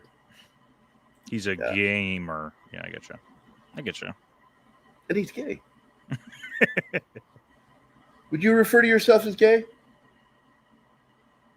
Draco? Do you refer to yourself as gay? I mean, I only say it because I'm bisexual, but I mean, I'm basically... Bisexual to me is just like the middle of the road thing. You're going to get squashed like a grape. Just pick a side. But I mean, I'm basically sparkling carnage. So. Sparkling. I'd like to get him on the show sometime. He's a lot of fun. Anyway, I'm trying to find you, Shane. Shane. I'm going to send it to your Shane Moore account. There we go. Boom. Boom. Just sent you an invite. Jump in. I'll stick around for an additional half hour. We'll go 2 hours. All right. I'm probably going to get going because I got to get Yeah, thank God, man. I get so sick of you. I know. You get so aroused when I'm around. You can't concentrate on anything. You know I fucking love the shit out of you, right? I know you do. I love you, Gary. Listen, there's nobody I can backdoor more than you. So you're my favorite. Because you try trolling me and it's like a lot of times you'll irritate me because you're doing it so much. And I'm like, God damn it. Fuck, man. Yeah, finally, I decided I can't let you bother me. And so you say to me doesn't even faze me anymore. It's just like, I just go, See, I'm helping you. Now you've built this immunity to these trolls now. Yes, it is. It's exactly what you did. You gave me a little bit of an ability to develop an immunity. I'm always looking out for you, Gary. Oh, yes. Log into the other account, Shane. Come on, Shane. I'm starting to get pissed off now. Shane. Now, Shane, I love Shane because, one, he's a bodybuilder. He's he got, it was for weightlifting. He got this, I think, the state championship weightlifting. He's played semi-pro football. He is former military, Navy, and he's a decorated retired police detective. Wow. What a resume. He's an amazing guy, and he's one of my closest friends. I fucking love him so much. And it's so funny. He's the person who I went on national TV with, him and actor Kurt Yeager from Sons of Anarchy. Because we did that book. And we were hammered on live TV. Hammered. They kept feeding us drinks before the show. And then when we went out there, we had mugs, and you see it. And we'd point out, this isn't water that we're drinking. They were just feeding us. And the Schwarzenegger daughter that's married to Chris Pratt was there. Okay. And Shane had this great moment as we're walking towards the set. She'd already been on, and she was sitting there in the audience. And he looked down, and she had knee-high boots on, leather boots, really nice, sexy boots. And he goes, "Oh my God, I love your boots." And she shot him a look, and he says, "My wife has a pair just like them." And then looks back, and she is just daggers at him, frowning, grimacing. And he's like, "What the fuck?" You know? Yeah. And then Curtin and I are right next to him, walking towards the stage, and I said, "Why did you comment on her boobs?" Yeah, why did you say that? And he goes, "I said boots." And we went, "Oh no, it sounded like you said boobs." So she was pissed because she thought he had said something about her tits. And then when he added, "My wife has a pair just like them." Oh yeah, there you go. And I was like, "Oh my God." And he was so embarrassed. It was funny as hell that he pissed off what's her name, Schwarzenegger. That's funny. That's a famous person too that he said too. Up there. See, there's his photo. That's Shane. Shane's a badass, man. I've told him he's got that big square head and he's muscular. He's beefy as hell. I said, you need to just do a body makeup green with your black mohawk and just be the fucking Hulk. Because he looks like the Hulk from the comic. He's got that square jaw, square face, and he's Native American, so he's got that dark eyebrows. It just fucking, he's got a cool face. Look out. And Gary's going to make you do a calendar now for him. I'd buy a calendar of him, man. He's fucking badass. But I will tell you, he is the model for one of the characters in my comic book, which is what we went on TV for, because I actually made the character look like him. And he changed this character completely for me, because originally he was a by-the-book former FBI agent turned police detective, and now he's Native American, and I've written in things dealing with Native American issues. The Hulk is not fat. You are not fat. Are you going to join us? I sent you the link, cocksucker. One thing that's funny, there was a photo of him. He'd been working out and he had lost like 25 pounds. There's a photo of him and he's like taking a photo with one hand, flexing his bicep, pulling his shirt up to show his six pack, just fucking cut as hell. And he says, 25 pounds, fucking look great. I said, great. I've lost 2 entire human beings and I'm still fat. I tell you to suck my dick if you can find it.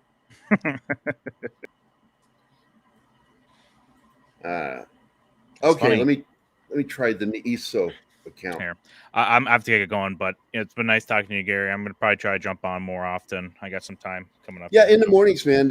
Just hang out. This is a hangout time for me. I'm just gonna come on here to troll you. So make sure you take your blood pressure medication before I come Already on. Already did. I took it, buddy. Thank you. All right. And I'll see you later, bud. Thanks for having me on. Oh man, it's always glad to see you. See you guys. Right, bye-bye, Flaccid.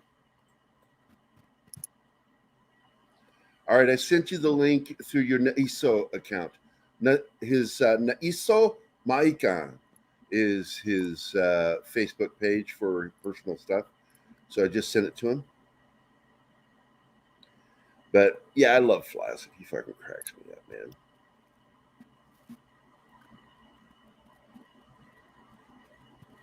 Stay flaccid. Like a Mr. Tickle Trick.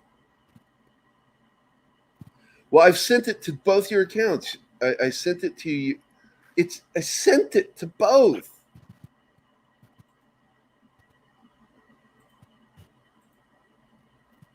I'm going to show you.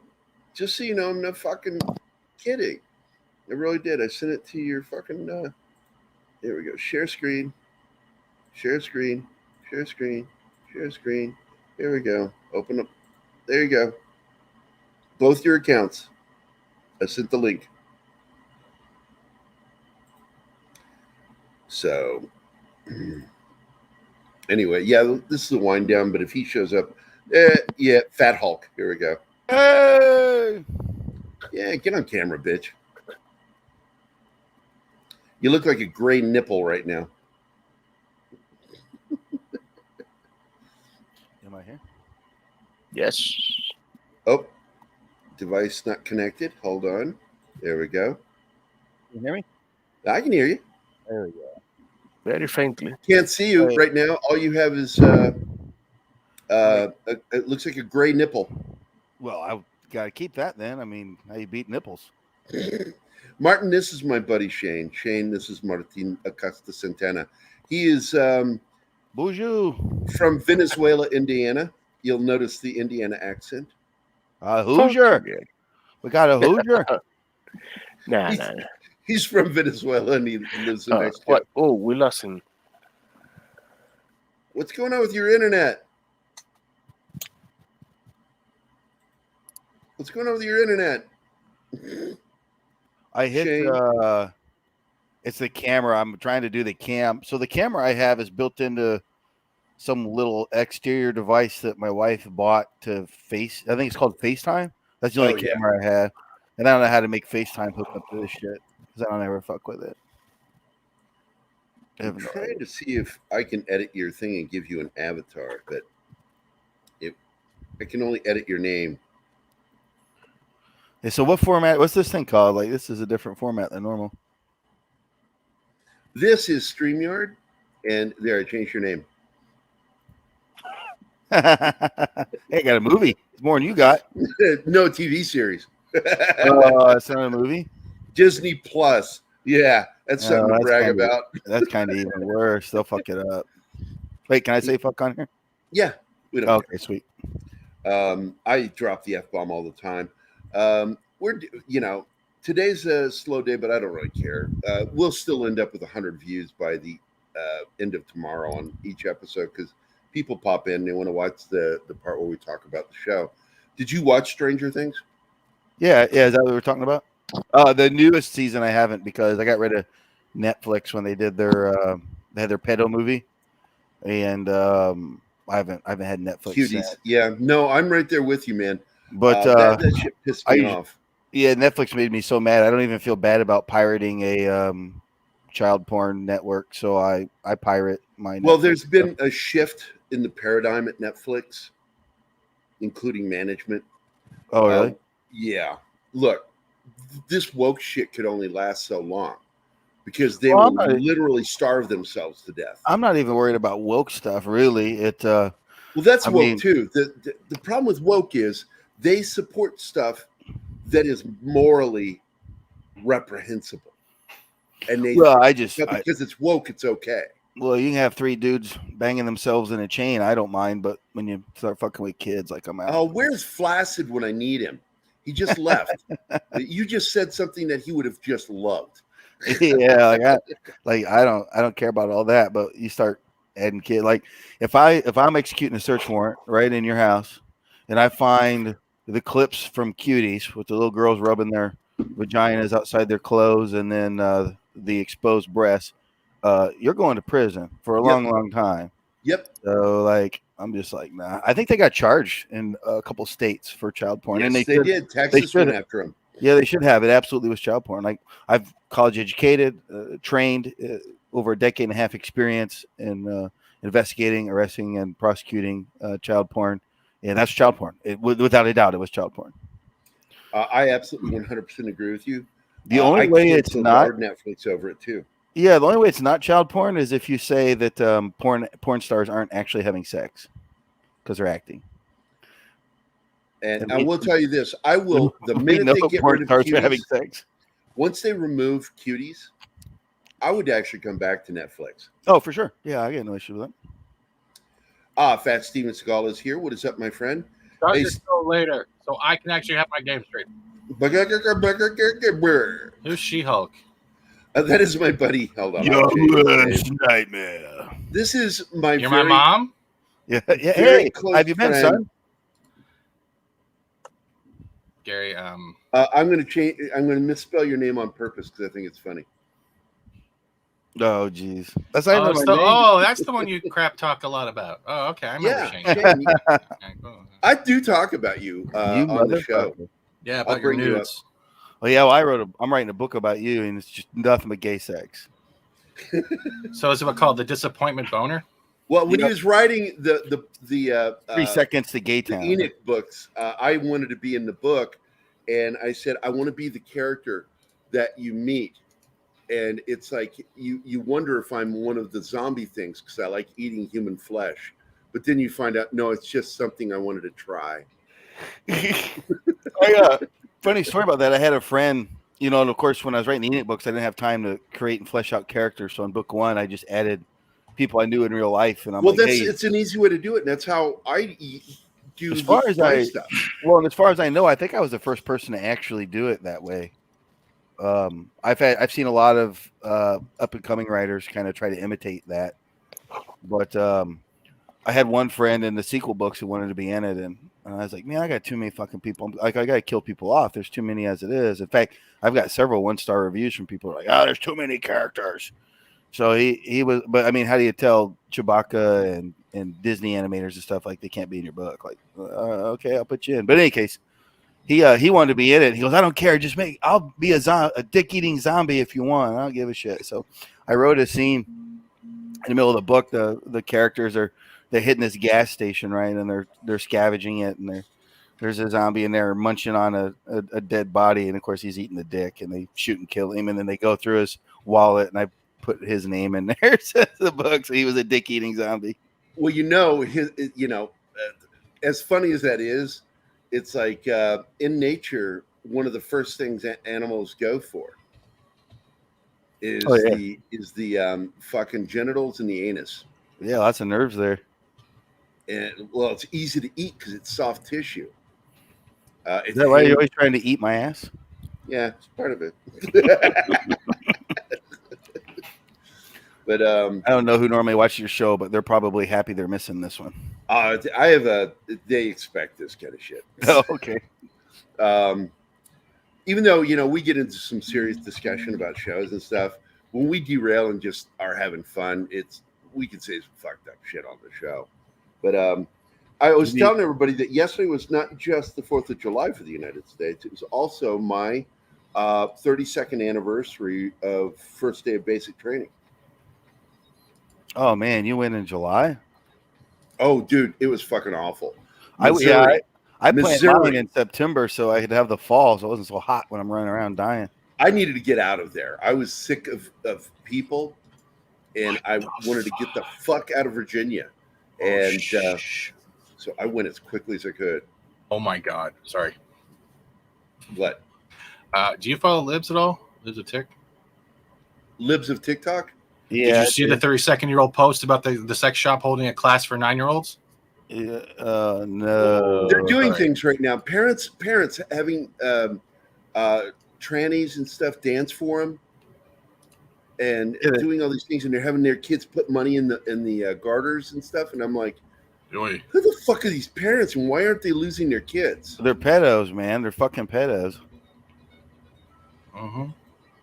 Look, you can have all your adult kinks you want. When you add kids to your adult kink, you're a fucking pedo. You're a fucking pedo. Well, it's like you're not a medical practitioner, and we got this Twitch person that's going out of the way to help get minors puberty blockers, and she's like, "Well, that's not grooming." I'm like, "Why are you even giving out these things to minors? You're not a practitioner. You have no reason to be even going down this road." And and another form of grooming is this sexual identity grooming. Yeah, where you're telling kids that they can decide to be trans at an early age. It's like, no, you can't do that.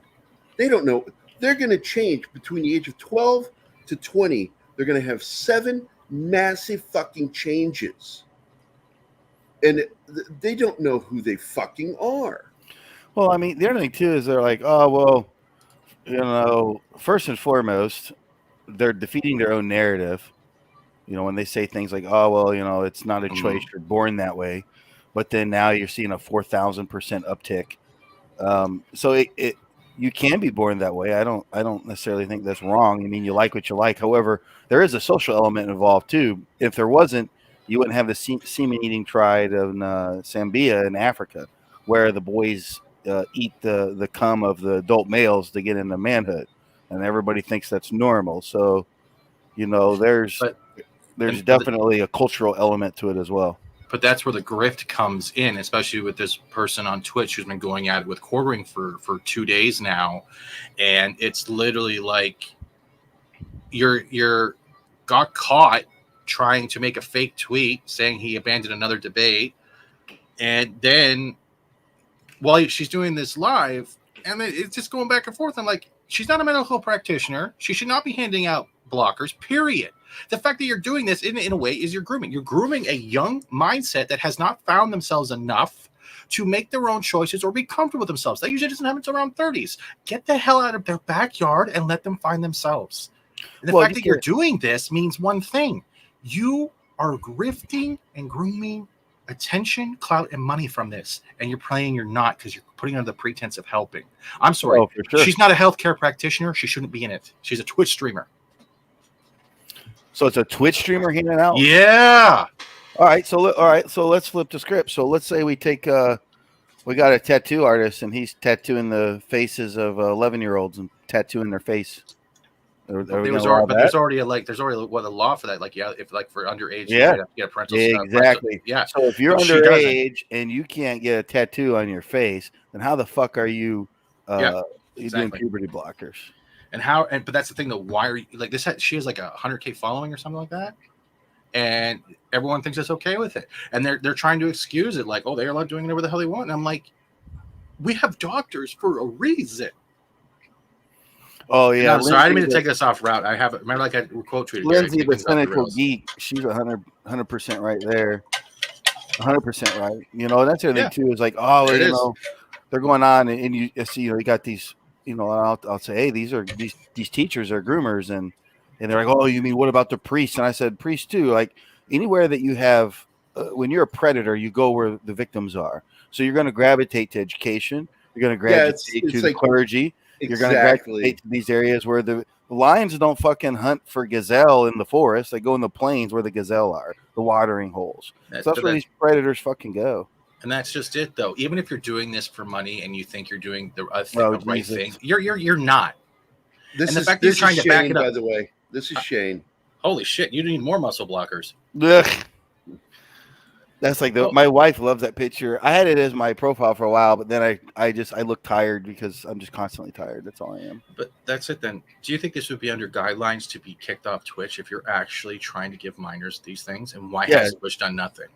Because Twitch wants that money at the same time. Twitch doesn't care. Well, that's the thing. Twitch needs to figure this shit out. Are they going for? Yeah, make a grooming section like the asthma section. You know, just put the grooming section up there at the top next to Fortnite. You're good. I was just gonna say, just stop. Just stop censoring anything, or follow the law. And of course, then we got to look at our prosecutors and get these pedophile supporting prosecutors out of office as well.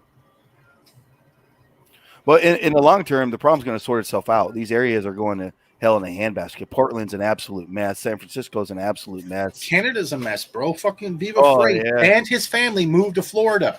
Yeah, no, these problems will sort themselves out. What we have to do is double down on our safe areas and and handle it that way.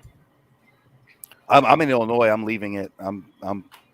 I got some businesses I'm putting up for sale, and then I'm keeping one, and I'm moving. I'm getting out of here, and I'm going to do the really ballsy thing, and I'm going to put almost all of my sale profit into Ethereum, and I'm either going to lose my ass or I'm going to be buying Gerry an actual brick and mortar big ass studio with a hot ass coffee secretary. But for Gerry, it'll be a dude hot ass secretary. I can't leave till it sounds dark, but until my dad passes, because I'm the only one here that can take care of him. That's not dark. Remember, that's not the antithetical to dark. That's fucking honorable and awesome and people are like, well, you're putting your life on hold. Like, well, my other two brothers won't do shit. What am I supposed to do? Yeah, and your father put his life on hold for 18 years to raise you up. 16. I was homeless at 16, so they both kicked me out. So I'm not gonna go down that. Oh, okay. But I learned to forgive him, right? And I think that's the best lesson to learn, right? I went from I want to smack him with a cast iron frying pan to like we all went through shit at that time. Divorces fuck up everyone. I ran away. And just so you know, Shane, he lives in Canada. Oh, okay. I got some right next to Kanokistan. Yeah, that's right. Yeah, thank you, Gerry. I got some friends in Canada. They're Wilberta.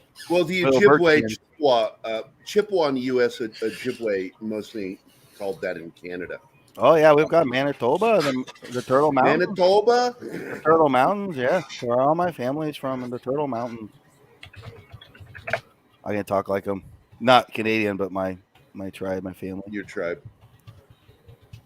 And it's funny, I have 1% Ojibwe in my DNA makeup, and because I told you. Yep. Because when I was a kid, I used to. Hey, that's still more than What's her name? Yeah, the pretendian Elizabeth Warren. Elizabeth Warren.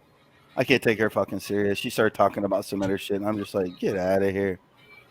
I can go get a Dreamcatcher tattoo on your thigh, you fucking chamook. She was an Indian princess. Yeah, she's a joke. People like her are a joke in our culture. Like literally, a Cherokee princess is a fucking joke to us. Hold on a second. Lindsay, the cynical geek. Bitter pill for society to swallow. There are nefarious actors in the medical psychiatry industry that are using their skills to emotionally manipulate people, especially children, to groom for money. Yeah, 100% agreed with you. Look, these fucking assholes are all over. And, we fell asleep at the wheel. And we let these fucking people get this far. And we need to start taking their fucking money from them to get rid of them. You know, stop letting them grift us, as Steven would say, as a grifter. He knows a lot about grifting. Yeah, Give me money, give me money, give me money, give me money. Yeah, I've been doing this all wrong. I need to start grifting. Well, I want to get you more on the shows because I keep talking about this. I want to get Travis on the show. And by the way, I was telling everybody, you should get like a real celebrity so you can boost your following.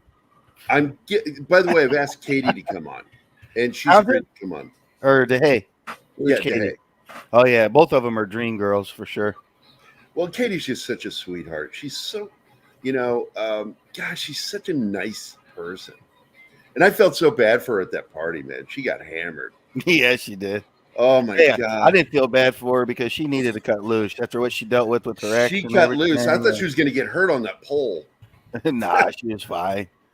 I was really worried because I'm like, man, she's whipping around. I'm like, oh my God, I hope she doesn't fall because I know she's hammered. But yeah, it's true. Shane holds your parties are like fucking of legend.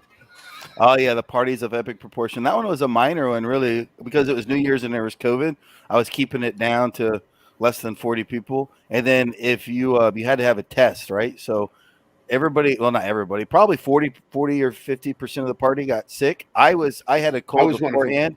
I warned everybody, hey, look, I got a cold. I've tested 3 times and negative for COVID. So, but I do have a cold, and it was nothing for me. So I don't know. And oh man, it kicked my ass. A couple people got wrecked. So I'm just like, well, maybe it was somebody else that had a flu. Because I had the cold. Well, we were testing too. I bought the home kit. With the cold. I was on the backside of the cold, right? Like it was over even, so I shouldn't even have been contagious. So well, somebody had the flu. You can still be contagious, but I don't think what I got was a cold. What I got was the flu. No, it wrecked Katie and what's his name? Her dude. He's a streamer. He's actually a really big streamer. He's huge. I'm terrible. I should pay better attention. Max. Nice guy too. Nice guy. Yeah, I like him. Flaming liberal, but I liked him. You know, I get along with liberals. It's the leftists that I have a problem with. Ideologues, yeah. He wasn't ideal. He has some of the. We got into some real fun discussions. I didn't refute a lot of his points because that wasn't necessary. Like I wanted to learn who he was as a person. But the biggest problem I think a lot of the lefties or liberals have. Actually, technically, I'm a liberal. I mean, fuck, I supported. I'm all about. I think gay marriage is great. Obviously, don't think you should discriminate against trans people, but I'm not voting Democrat by any means. We're the 2000s liberals, I call it. But in any case, yeah, he's a solid dude. I can't remember his channel. His name is Max, but he does game reviews, and he does a great job. Like he's got the voice and everything. And I play games. But Gary seems to stream now in the morning and try to take away my audience. I think he did that to spite me because he doesn't love me no more. I'm totally just being a drama queen. I know he loves me. Gary doesn't love nobody. He just uses us for the sex. Oh, I kicked him. He has my face on a body pillow. I didn't tell him it was just my ass with a mustache. Put the one up I drew so Shane can see that one. All right, Lightsaber ain't said shit this whole time. What's he doing over there? Just taking up space? Oh, Martin is actually the manager of the chat. Wait, there you go. The one you drew? Oh, no. Fuck you, cocksucker. That's the actual I've fallen and can't get up. Yeah, it is. 80s life alert fucking person, the lady. I can't get to the phone. That got created because I fell off the stairs. My cousin was like, she was like, Gerry. Oh my God, you fell down the stairs? I went, no, off the stairs. Wait, was that where you were bitching about? Is that where you were bitching about these stairs that weren't made up to code like some old 1980s? There's no handrail. And they designed them at angles like slices of pizza. And my heel got caught on one and I went left. So in other words, the handrail, I'd have been fine. Or if you'd just put your feet in the right spot, you wouldn't have fallen down this. Well, they're designed badly. They're designed badly. The problem is that the step is wide at one point and goes to a point. That's a bad design for a step. So the real problem is we got to work on your dexterity. What do you think of my shirt, Gary? Oh, I'm fucked. I'm walking on balloons. I have really bad neuropathy in my feet. And it's like walking on balloons. My feet feel like they're inflated. I can't feel anything, and that's why going up and down stairs is dangerous for Is that me. diabetes? Diabetic neuropathy? Well, we don't know now because think I King have Squirtle. degenerative bone disease in my back, and it might actually be that mixed with the bilateral sciatica. Well, That's none been of those causing- none of those sound good. You need to stop that and just get rid of it. Well, yeah, and I'm still losing weight. You know, I'm under 400 pounds again. Like, share, piss off, YouTube. Yeah, fine. That's my new shirt. Yeah, we've decided that our new joke is to keep asking you. So, how's that YouTube money? Because he got demonetized. He fucking left.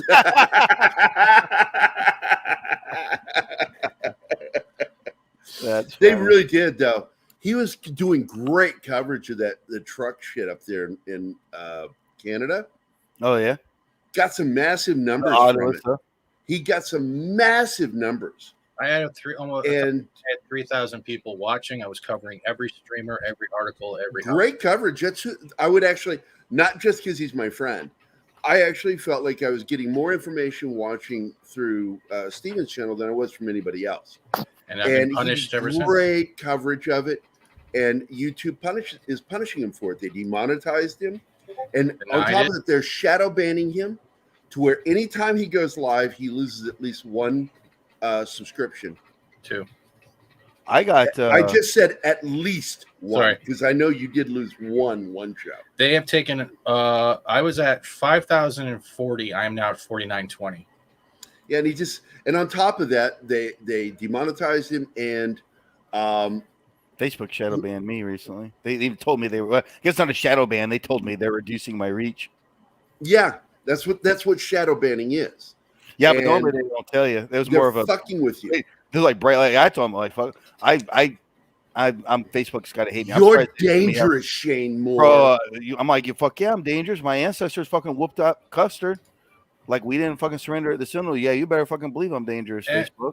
And quickly, Portal, I'm not butthurt. I did it for the laughs, but thank you. I've accepted I was demonetized and being denied monetized for the last 3 months, 6 times. When I said it, because I'm not butthurt, but people want me to be. That's so they can feel good about themselves. Not you. I'm just saying in general. But no, I still do gaming. I still have to deal with Gerry on Wednesdays, but at the same time, I'm going to start a new channel and start working on it. You'll like this name. Are you Wait, ready? is today Wednesday? No, today's Tuesday. Yeah, Tuesday. Wednesdays we do a show called Shit Talk with Steve and Gerry. Oh, so this show again tomorrow. Yeah. And it's just usually just him and me, although we did have somebody pop in with us once. Who was that? It wasn't the trial. It was the Freedom Convoy in Canada. They then said all my content was considered reused, even though it was commentary flipping through mass They articles. were referring to your videos. Gaming on that too. Is reused content, even though it's mine. Canada passed and I had to a delete. law. I had to delete almost a quarter of a million views off my channel and have it all backed up on Rumble. So not only have I taken a big hit, I'm still taking a big hit. And from that, was that Bill C10? C11, and I don't think it's There's passed yet, C11? has it?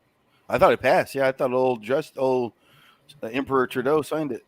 I know, but I'm just saying, Portal. Like, I put a lot of time and effort into my channel.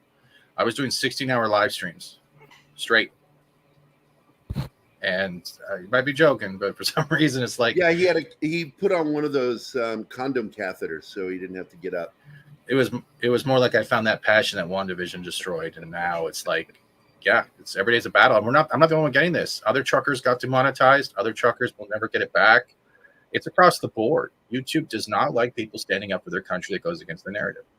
Oh no, absolutely. None of them do. It's not even their country, though. So they should have shut.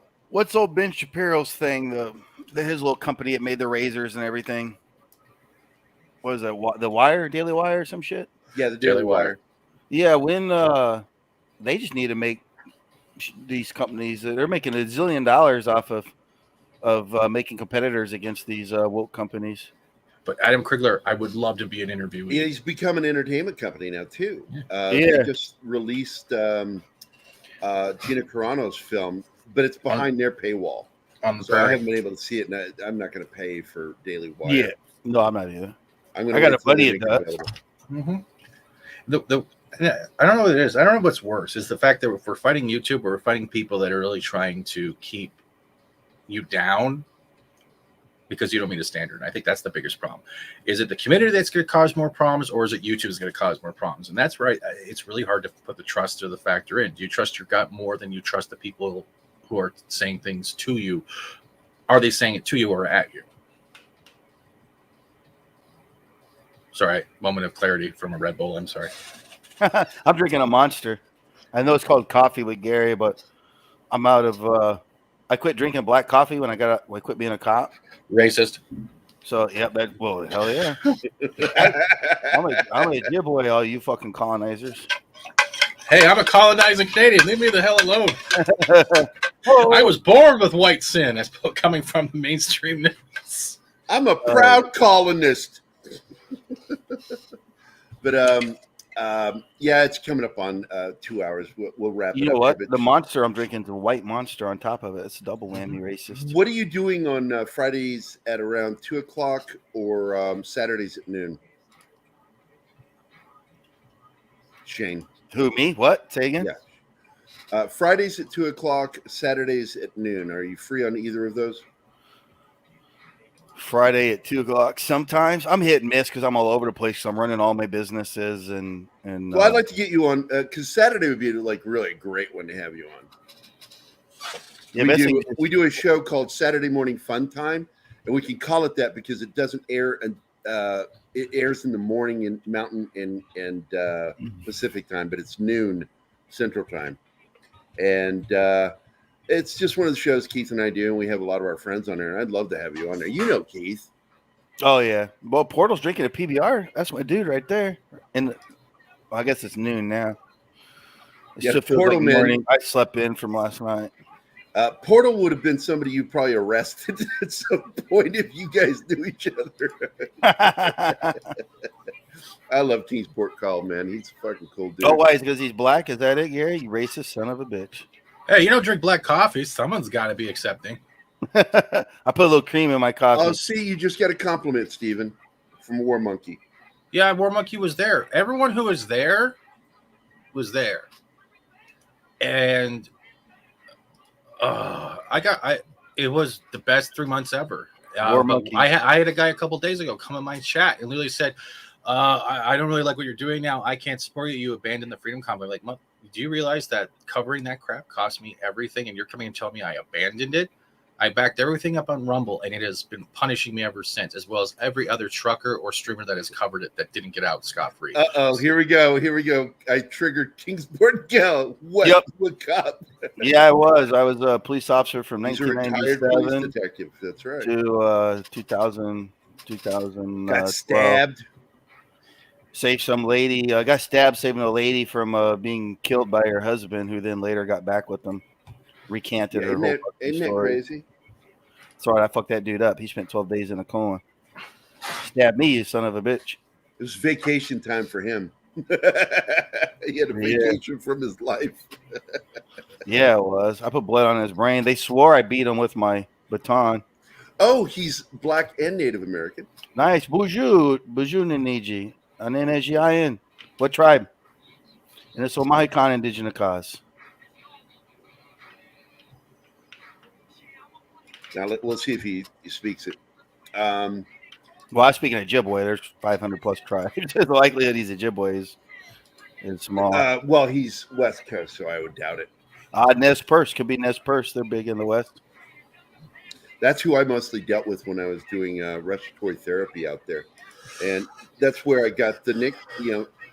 I got the name, Gerry Two Trees, and that's why I took the name and put it into one of my stories, and called it David Two Trees, which I still want you to be in that story.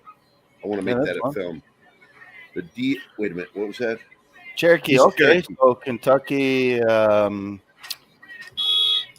Let's see where. Oh, I thought you were West Coast, man. You're East Coast, because in your name it says CAL at the end. So I just thought you were Cali. Do you know a lot about the Cherokee culture and history, or is it just in your bloodline? Let's not talk and just wait. I've done that though. I've Well, actually done that. the I'm not going to say another thing until you respond. The reason I brought it up was a lot of people don't realize that the Cherokee fought on behalf of the South in the Civil War. They had their own battle standard, the Cherokee battle flag, and the reason, and I'll come full circle here in a minute, but the Cherokee owned more slaves than the whites per capita in the South, and the Cherokee refused to give up their slaves after the Civil War. It was about 10 years after the Civil War before they fully got rid of all their slaves. The reason I mentioned come full circle is we're talking about Elizabeth Warren, and she claimed to be Cherokee, and the Cherokee princess usually means that she had a black ancestor. A white person claiming to be Cherokee princess had a black ancestor, and they were ashamed of the black ancestor, so they would say it was a Cherokee, because the Cherokee were beloved by the South because they owned slaves, fought against the North purely to keep their slaves, and refused to give up slaves after the war ended. So when someone from the South claims that they're Cherokee or their great grandmother's a Cherokee princess, that's all. First off, we're native. We didn't have monarchical European titles. We didn't have those. Shame. Well, a lot of people don't know because look, the American Indian and the colonists, there was a lot of relationships, not just conflict. And if not for the Oneida tribe, George Washington and his men would have died at Valley Forge. The Oneida, talking Six Nations. Yeah, they walked through snow with food to feed Valley Forge because they were starving to death. Nice. But Shane, did you see the new Prey the Prey poster coming out for Predator? Nice to meet you, Portal. No, I'm not familiar with. Jesus Christ! All right, are you glad? I'm glad that you and Steven got to meet, because Steven's my buddy, man. And Shane is like, we've been friends for a long time, and I should play that video right now. I really should. I'm going to do it. Fuck it. A lot of people don't realize either, and they're like, "Oh, you're indigenous and you're celebrating the 4th of July." I'm like, "Fuck yeah, we're Turtle Mountain Warriors. We push back the fucking English all the way to Niagara. We push back the fucking Spanish all the way down into North Dakota. We fucking defeated Custer. We were the Wind Talkers." Yeah, but the people want us to be separate. We defeated Hitler, and we defeated fucking the Empire of Japan. Are you trying to tell me I want to celebrate the 4th? My race serves in the armed forces more than any other race. We have a higher percentage than any other race. We're nothing but warriors. You're trying to tell me not to the 4th because some old racist white people had an idea about the future, and they weren't all racist. Fucking James Madison. The reason the Declaration of Independence says all men is because they were trying to abolish slavery when they were pulling away from England, but they knew the South wouldn't go with it, so they had to put it on the table. They didn't just know it; they actually said they won't go with it. Right, so they knew they had to table that for later, and then they go on even about. though Jefferson owned slaves, he was right there in the forefront of wanting to abolish slavery. So I'm just like, it ain't, and let's say none of that is true, and the founding fathers absolutely were 100% wanted to own slaves and all that other stuff. It ain't even about them anymore. It's not. They're not driving the fucking boat. We're driving the boat. We're the ones doing repairs on the boat. We're the one painting the boat. So it's about what we're doing with it, and what we're doing with it. Now we're the greatest fucking country in the world. Canada. We can be better. But we've got a lot more. That's the thing. A lot more we can do. But that's the thing. Do you recognize this, Shane? Oh yeah. Okay, so Thanksgiving is a bit of a misnomer. So Thanksgiving actually was the settlers, oh good Lord, I'm murdering the pronunciation. The Potawatomi Indians, they have been captured. They had a lot of their women and stuff captured by a rival tribe. So after Thanksgiving, the white settlers went with the Indians and defeated that tribe and rescued the captured women and stuff. And then they held a feast shortly after, and that was really Thanksgiving. The murdering stuff didn't come until later. I think a lot of our woke history is misunderstands the fact that it's a revisionist, and it does misunderstand things. Just because you had friendly tribes and you had hostile tribes, and then you had people don't even understand Native American war. Like, we didn't do war like Europeans. We weren't that good at it. we were good at skirmishes, right? But they were territorial based at the fringes. Like we never went in and annihilated each other's villages and conquered the land and built fortresses. Like we weren't that good at warfare. Our culture wasn't even designed for it. So like a lot of people don't understand, like, oh well, the Indians did this. Well, which ones? Does the tribe even exist? You know, Well, like, they broad stroke it because they don't actually know. They're just saying whatever they read out of a history book or what the government hearsay, and they don't actually do the research of what tribe or whatever worked out. Yeah, the idea that Thanksgiving is we're celebrating the slaughter is no, we're celebrating coming together, whites and indigenous, to rescue some captured warriors and women from a rival tribe. And also we fed them. They couldn't figure out how to grow fish in the sandy soil, grow corn. So we use fish. What the fuck? Are you high? Right. What you just explained right now, unless someone's actually well diverse in like history or stuff like that, it doesn't get people with their mind. What do you mean they didn't work together? Because as soon as you use a logical historical event, like, or anything type of that actually has factual evidence, their minds don't comprehend it, and they either will shut down, call you a name, block you, or move the hell on. And you realize this is the next generation that's supposed to be running not only our countries and our governments, but our world. And then you're like sitting there going, I want to get on that nuke and just ride it out of the airplane while eating popcorn and hoping for God's sakes that Monty Python remembers me. Yep. Yeah. Well, it's just stupid. And there's lots of plenty ugly in history. You know what I like to see? I like to see Crazy Horse on the Mount Rushmore. But that's the whole idea with history. It's supposed to teach us from our mistakes so we don't repeat it. I don't care if you tear down a statue. It does not change the fact that history still happened. It's supposed to, and they don't want to learn this. And it just keeps going. I think we should put Frederick Douglass and Crazy Horse on Rushmore because those were two iconic characters around in the beginning of our country. And even if they were rivals, they're part of our country. Like they founded everything about us, and I think they should be up there. But there's room. Let's carve them out. If I ever ran for president, that'd be one of my platforms. My platform will be Mr. Xbox and PlayStation. Says, English specifically, no. Mr. Tookdrunk is also Canadian, by the way, from Canada. My Hungarian and Polish ancestors had nothing to do with North America's first potluck or dinner. But Mr. Tookdrunk does have on the Polish side of his family, his great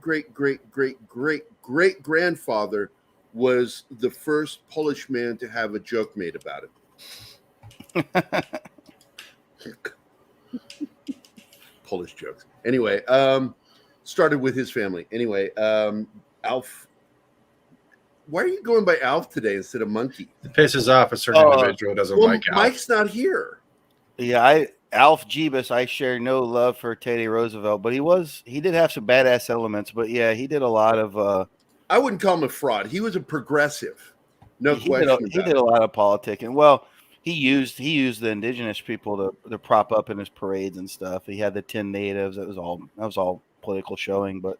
I mean, and his Western life was interesting too. But when it came they're working on a Crazy Horse statue or a monument. Sorry, Gary, I was answering the question there. Yeah, well, I was going to point out that he did a couple of things that I thought I don't consider underhanded that I'm aware of, because you're aware of something that I've still not found an actual record of it, but I don't doubt it. But my problem is what he did to some of the black soldiers. When he didn't defend and stand by them. Well, he's a person of his era. I mean, no doubt. So he's a person who's flawed first and foremost. Best thing he did, the two best things he did was use what's it called? Something domain when you take property. Eminent domain. Eminent domain in order to build the national forest system to protect forestry. That was one of the things he did. That sure he did more for forestry and the environment than every president afterward combined. Nice. Just one administration. He also did something that Bill Clinton destroyed, was he broke up Mobil Oil. And he says, enough of this fucking monopolies. We can't allow this because you're killing competition. Standard Oil sweating is is a method I use in all my video game auction housing to take over the auction house and dominate. His process of sweating that Standard Oil did was just brilliant in business. Was it Mobile or Standard he broke up? I think it was Mobile, wasn't it? I don't recall. I know Standard Oil was taking everything over by it was probably Maybe Standard. it was Probably Standard. Standard Oil. Standard. All I know is he was the first person to take on a major company and say, you can't do this.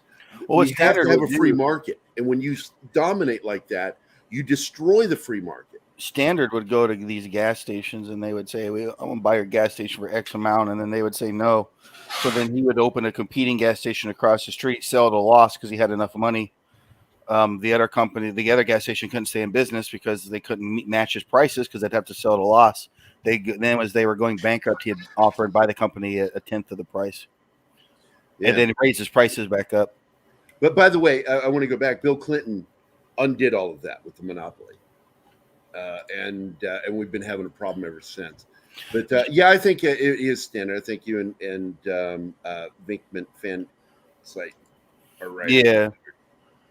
I seen Jeeba says he's been to the Crazy Horse Monument. That's really cool. I like him to finish it. It's huge. That's why I've never gotten to see Rushmore or that, and it's two things I want to see before I die. And I would like them to finish it.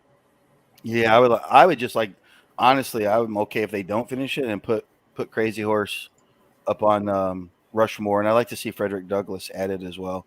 He was big, his newspaper and stuff, and he was big in changing our country significantly.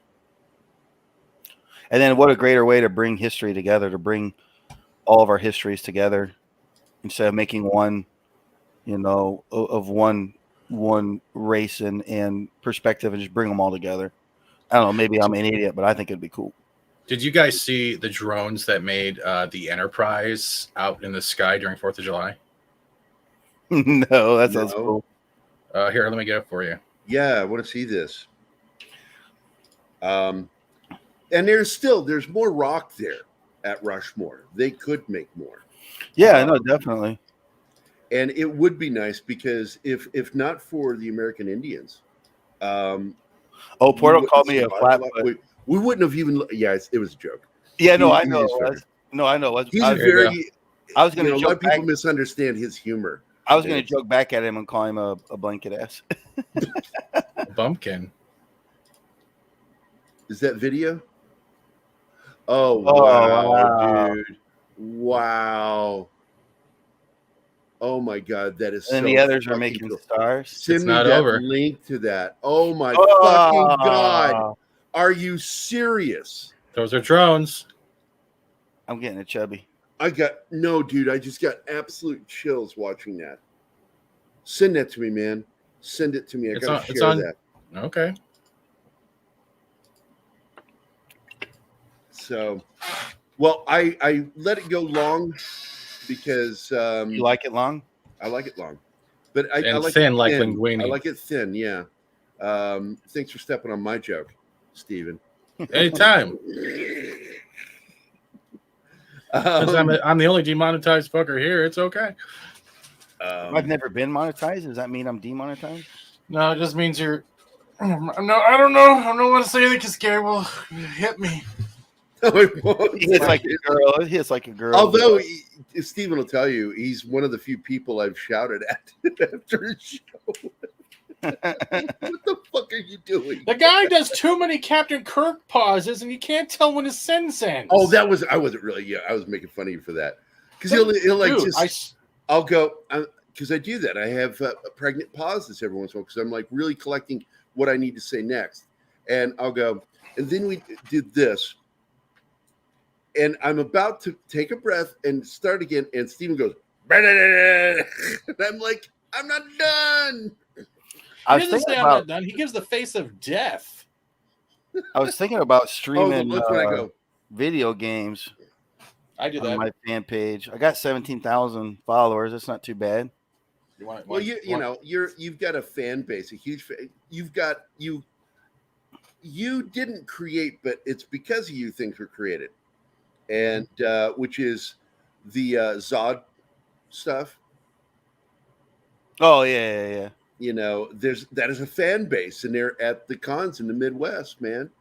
I don't know how far it reaches out yet. How far has it reached out? Well, the funny thing with Zod was that originally they were kind of a joke in the book because I wanted Zombie Squad to be the premier group, and they told me to go fuck myself. So I said, well, really, what happened was in my message of requesting them to be in the book, I told them I didn't want to make a group that would compete with them, and then they told me to very politely to go fuck myself. That there was nothing that I could create that would rival them.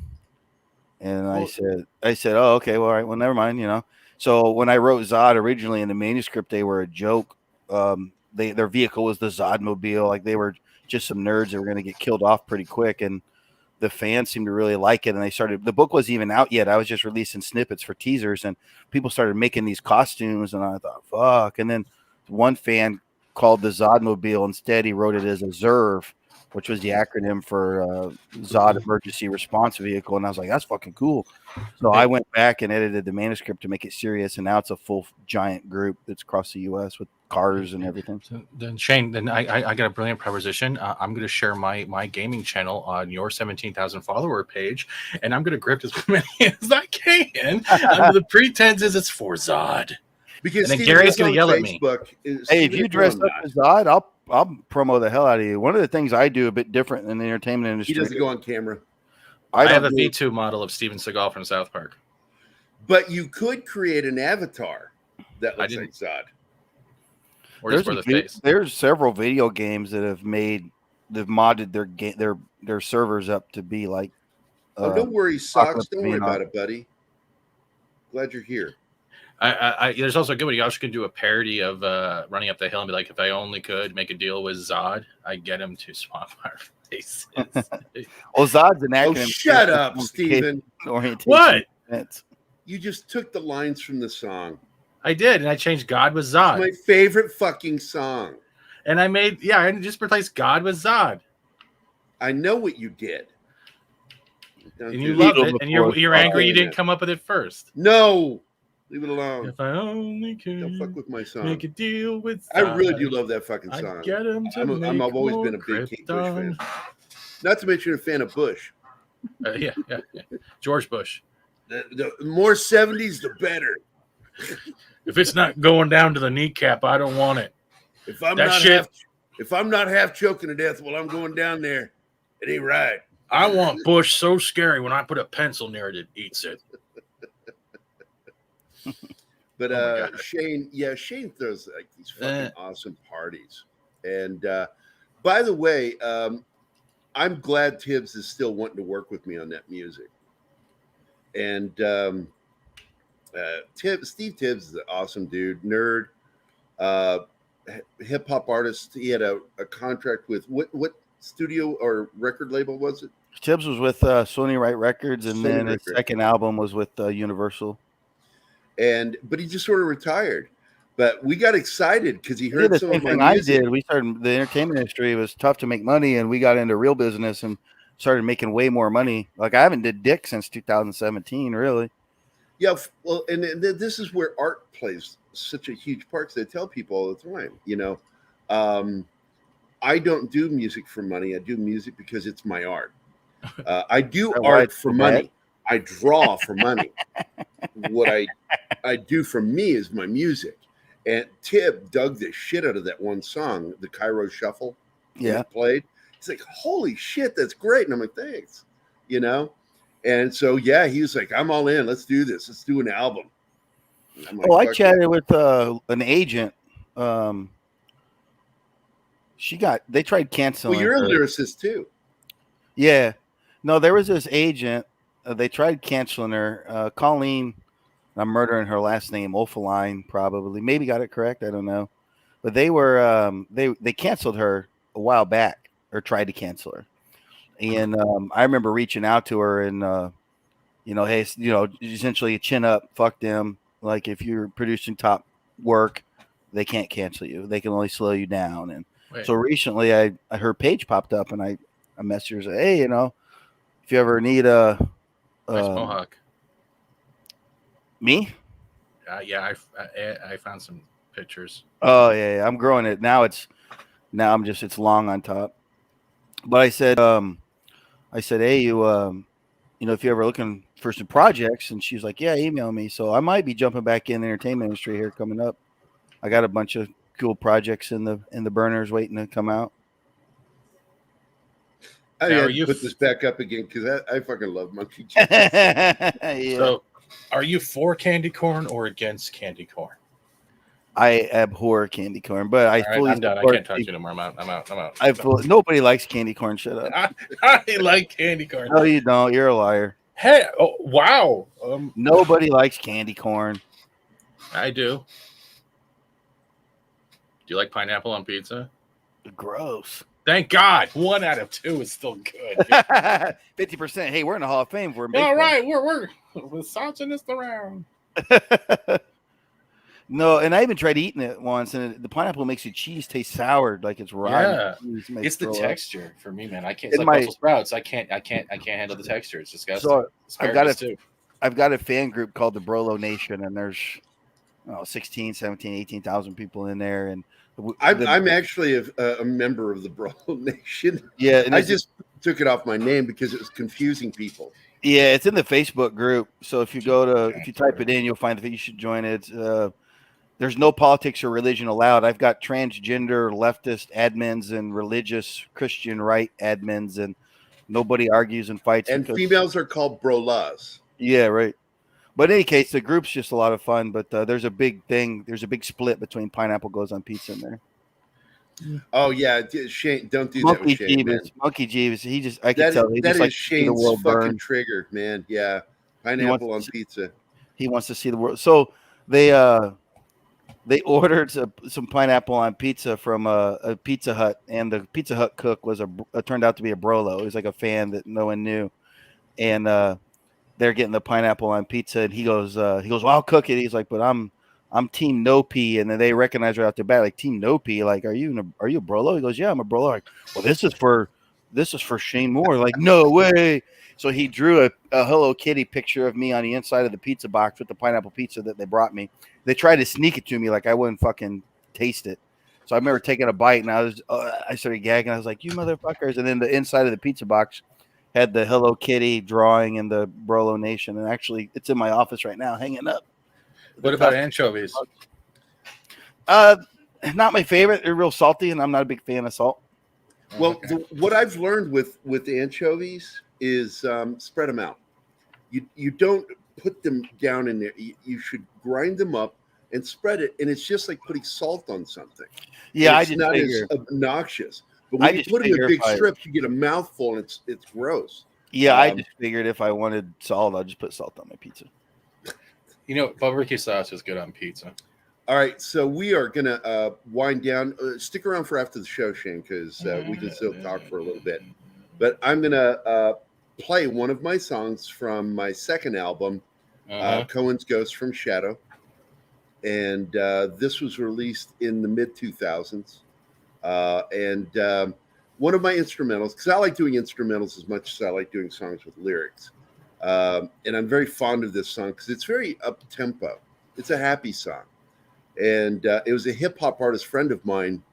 It was originally called Angelica because she's a hip-hop artist friend of mine. But then I thought I shouldn't put her name in the name of the song, so I changed it to Age of Angels. So I'm going to play this, and then we'll say our farewell. Sorry, I heard Age of Anals. I'm sorry. Sure, no problem. I know. And I'm backdoor.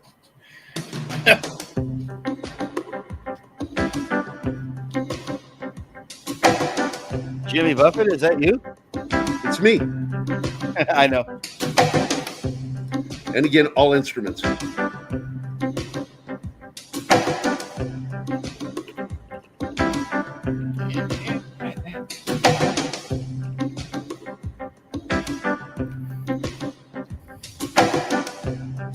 I like grooves. And it's butt cheeks.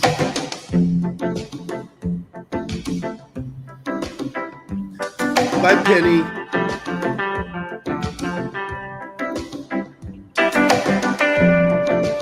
Dale.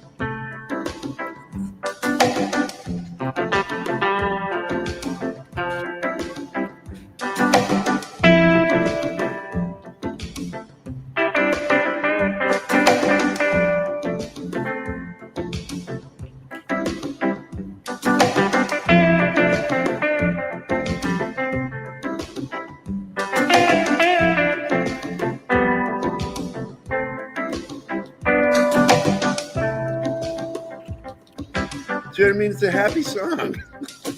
When does the singing start?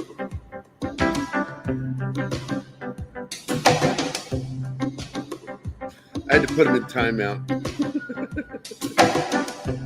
Yeah.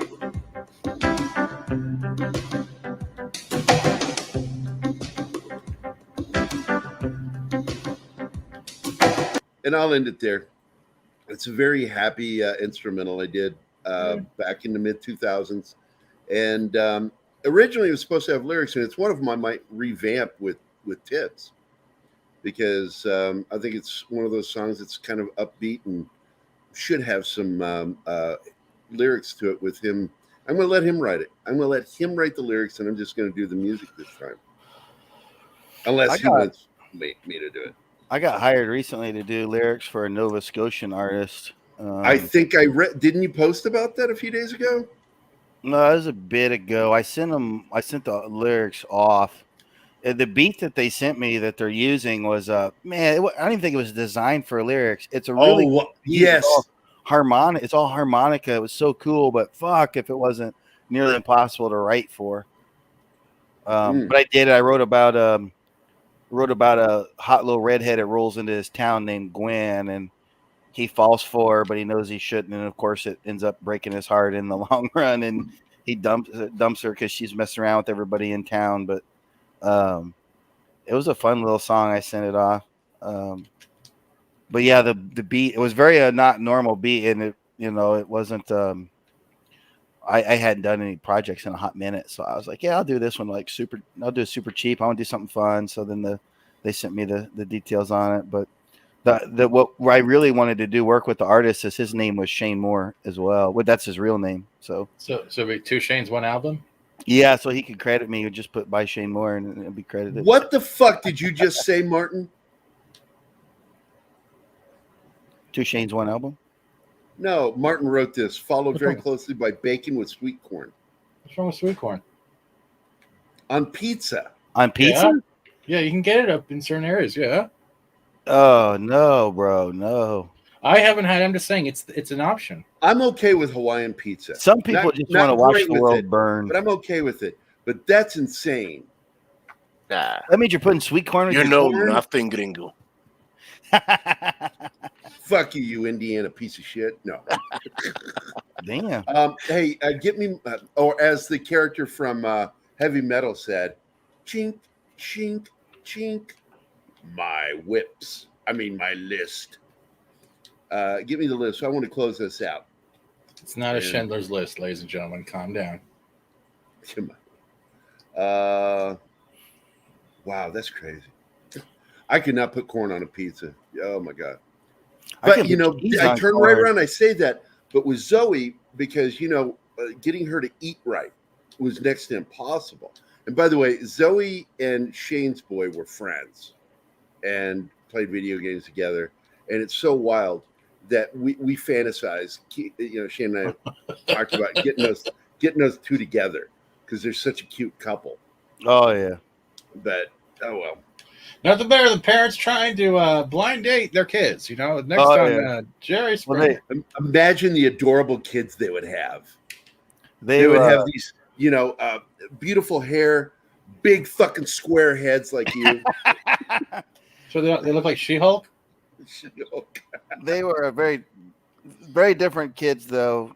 Zoe was very bubbly and outgoing, and Dakota was very quiet and introverted, soft-spoken. I think I bugged him so much that he finally came over during the party. I said, "So you're just gonna keep ignoring me?" Okay, I'll keep checking back when you're gonna stop ignoring me. Yeah, he just keeps to himself, man. He had a lot of fun with Zod in the early days, but when it became obvious to him that I was well known, and then people then by proxy knew him, and he was not comfortable with people knowing him that he didn't know, and he kind of shirked away from everything, went back in his hole. Yeah, well, he's just an introvert. Yep. Oddly, Zoe, for her bubbly, because she did the test, she has the same personality type as me. She tests as an introvert, but she has that special little thing in that personality type that makes her appear like an extrovert because she's outgoing. But the fact is, she also, after interacting with people, needs to unwind and get the fuck away from people to re-energize, because she doesn't get energy from other people. It's all from her. And I thought that was really strange that she got that from me. She got a lot of bad things. She got resting bitch face. She was complaining about it. A girl said she had it at work. She goes, "You kind of have a RBF." And she was, "Really?" And she got really butthurt by it. And then I said, "I'm sorry, baby. You did not get that from your mom again. You got it from me." Because I have a resting bitch face. People will think that I'm upset when I'm just real relaxed, and I'm like,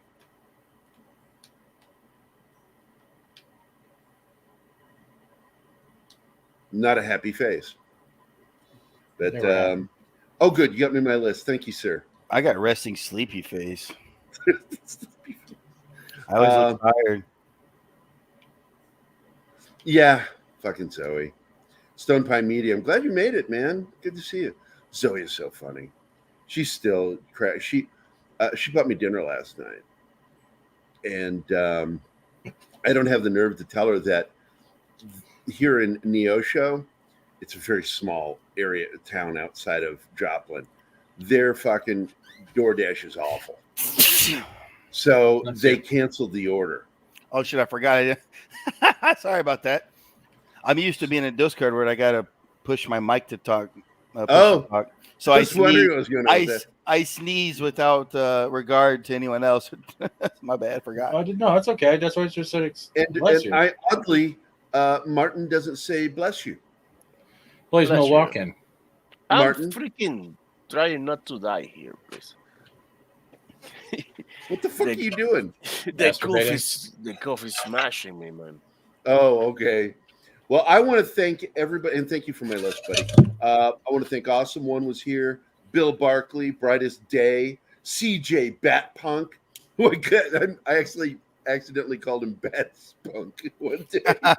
That wasn't an accident. That was your. That was really funny. It made me laugh. I'm like, Bat Spunk. Is that where COVID came from? Bat Spunk. Bat Spunk. Yeah, Christopher Moonlight. Oh, Chris was here. Damn it. Chris is a filmmaker friend of mine.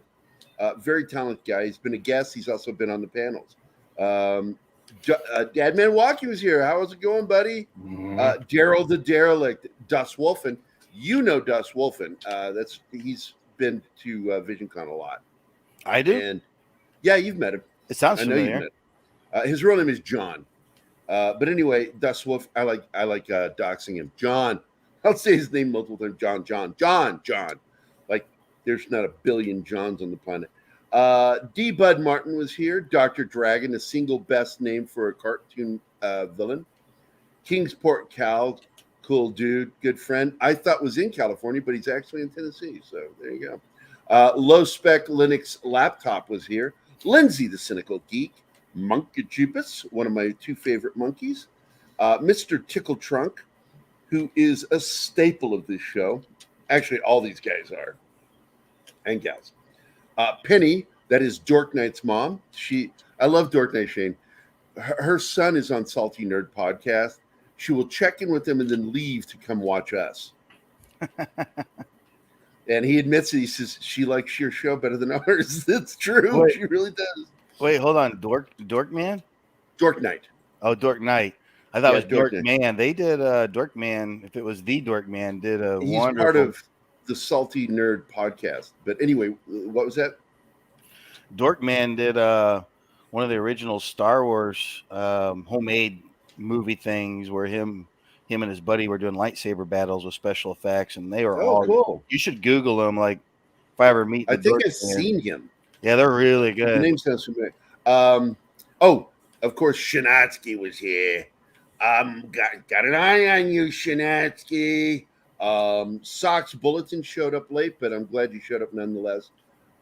Stone Pie Media is a friend in real life and on the interwebs. Hold up. Peter Fickman fan site and my other second favorite monkey, War Monkey, was here. I'm glad everybody showed up. It was a fun show. We talked a little bit about Stranger Things, and then we just had some fun talking about fucked up shit. Hold up, Gary. You said you're a friend. You ain't got no friends. Nobody really likes you. Nobody really likes me.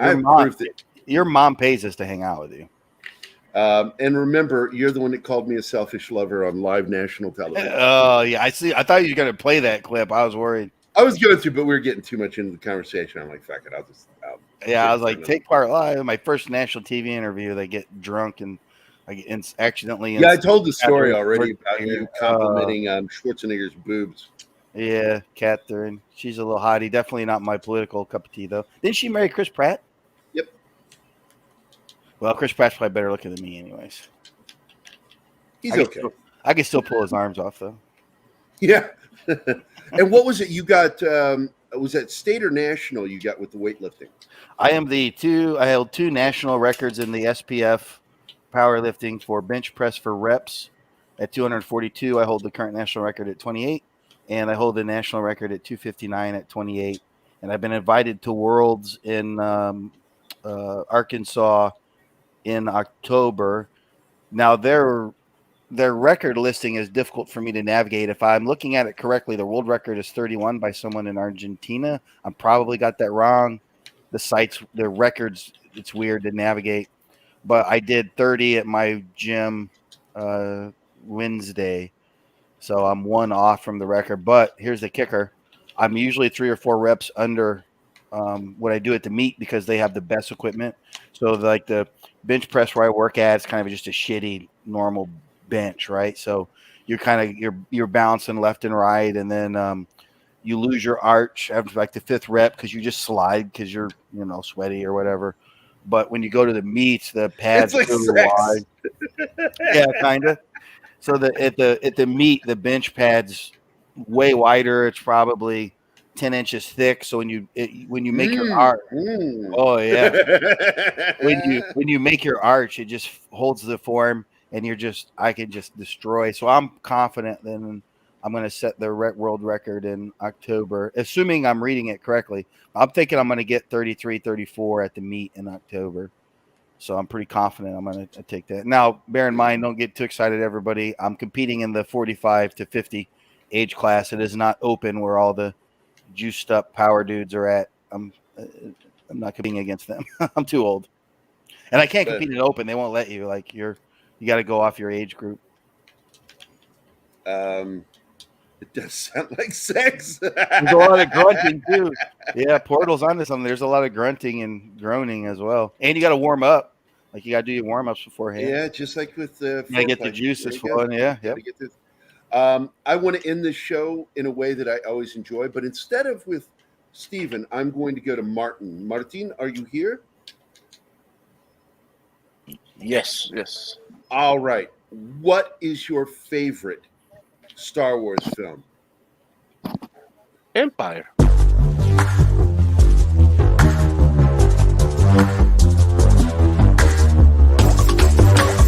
He answered correctly.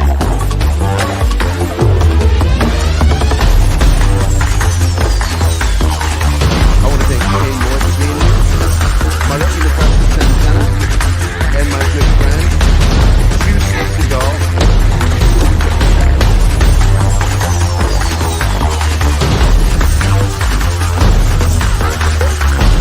I also want to thank the chat for paying backdoor Gerry so many times.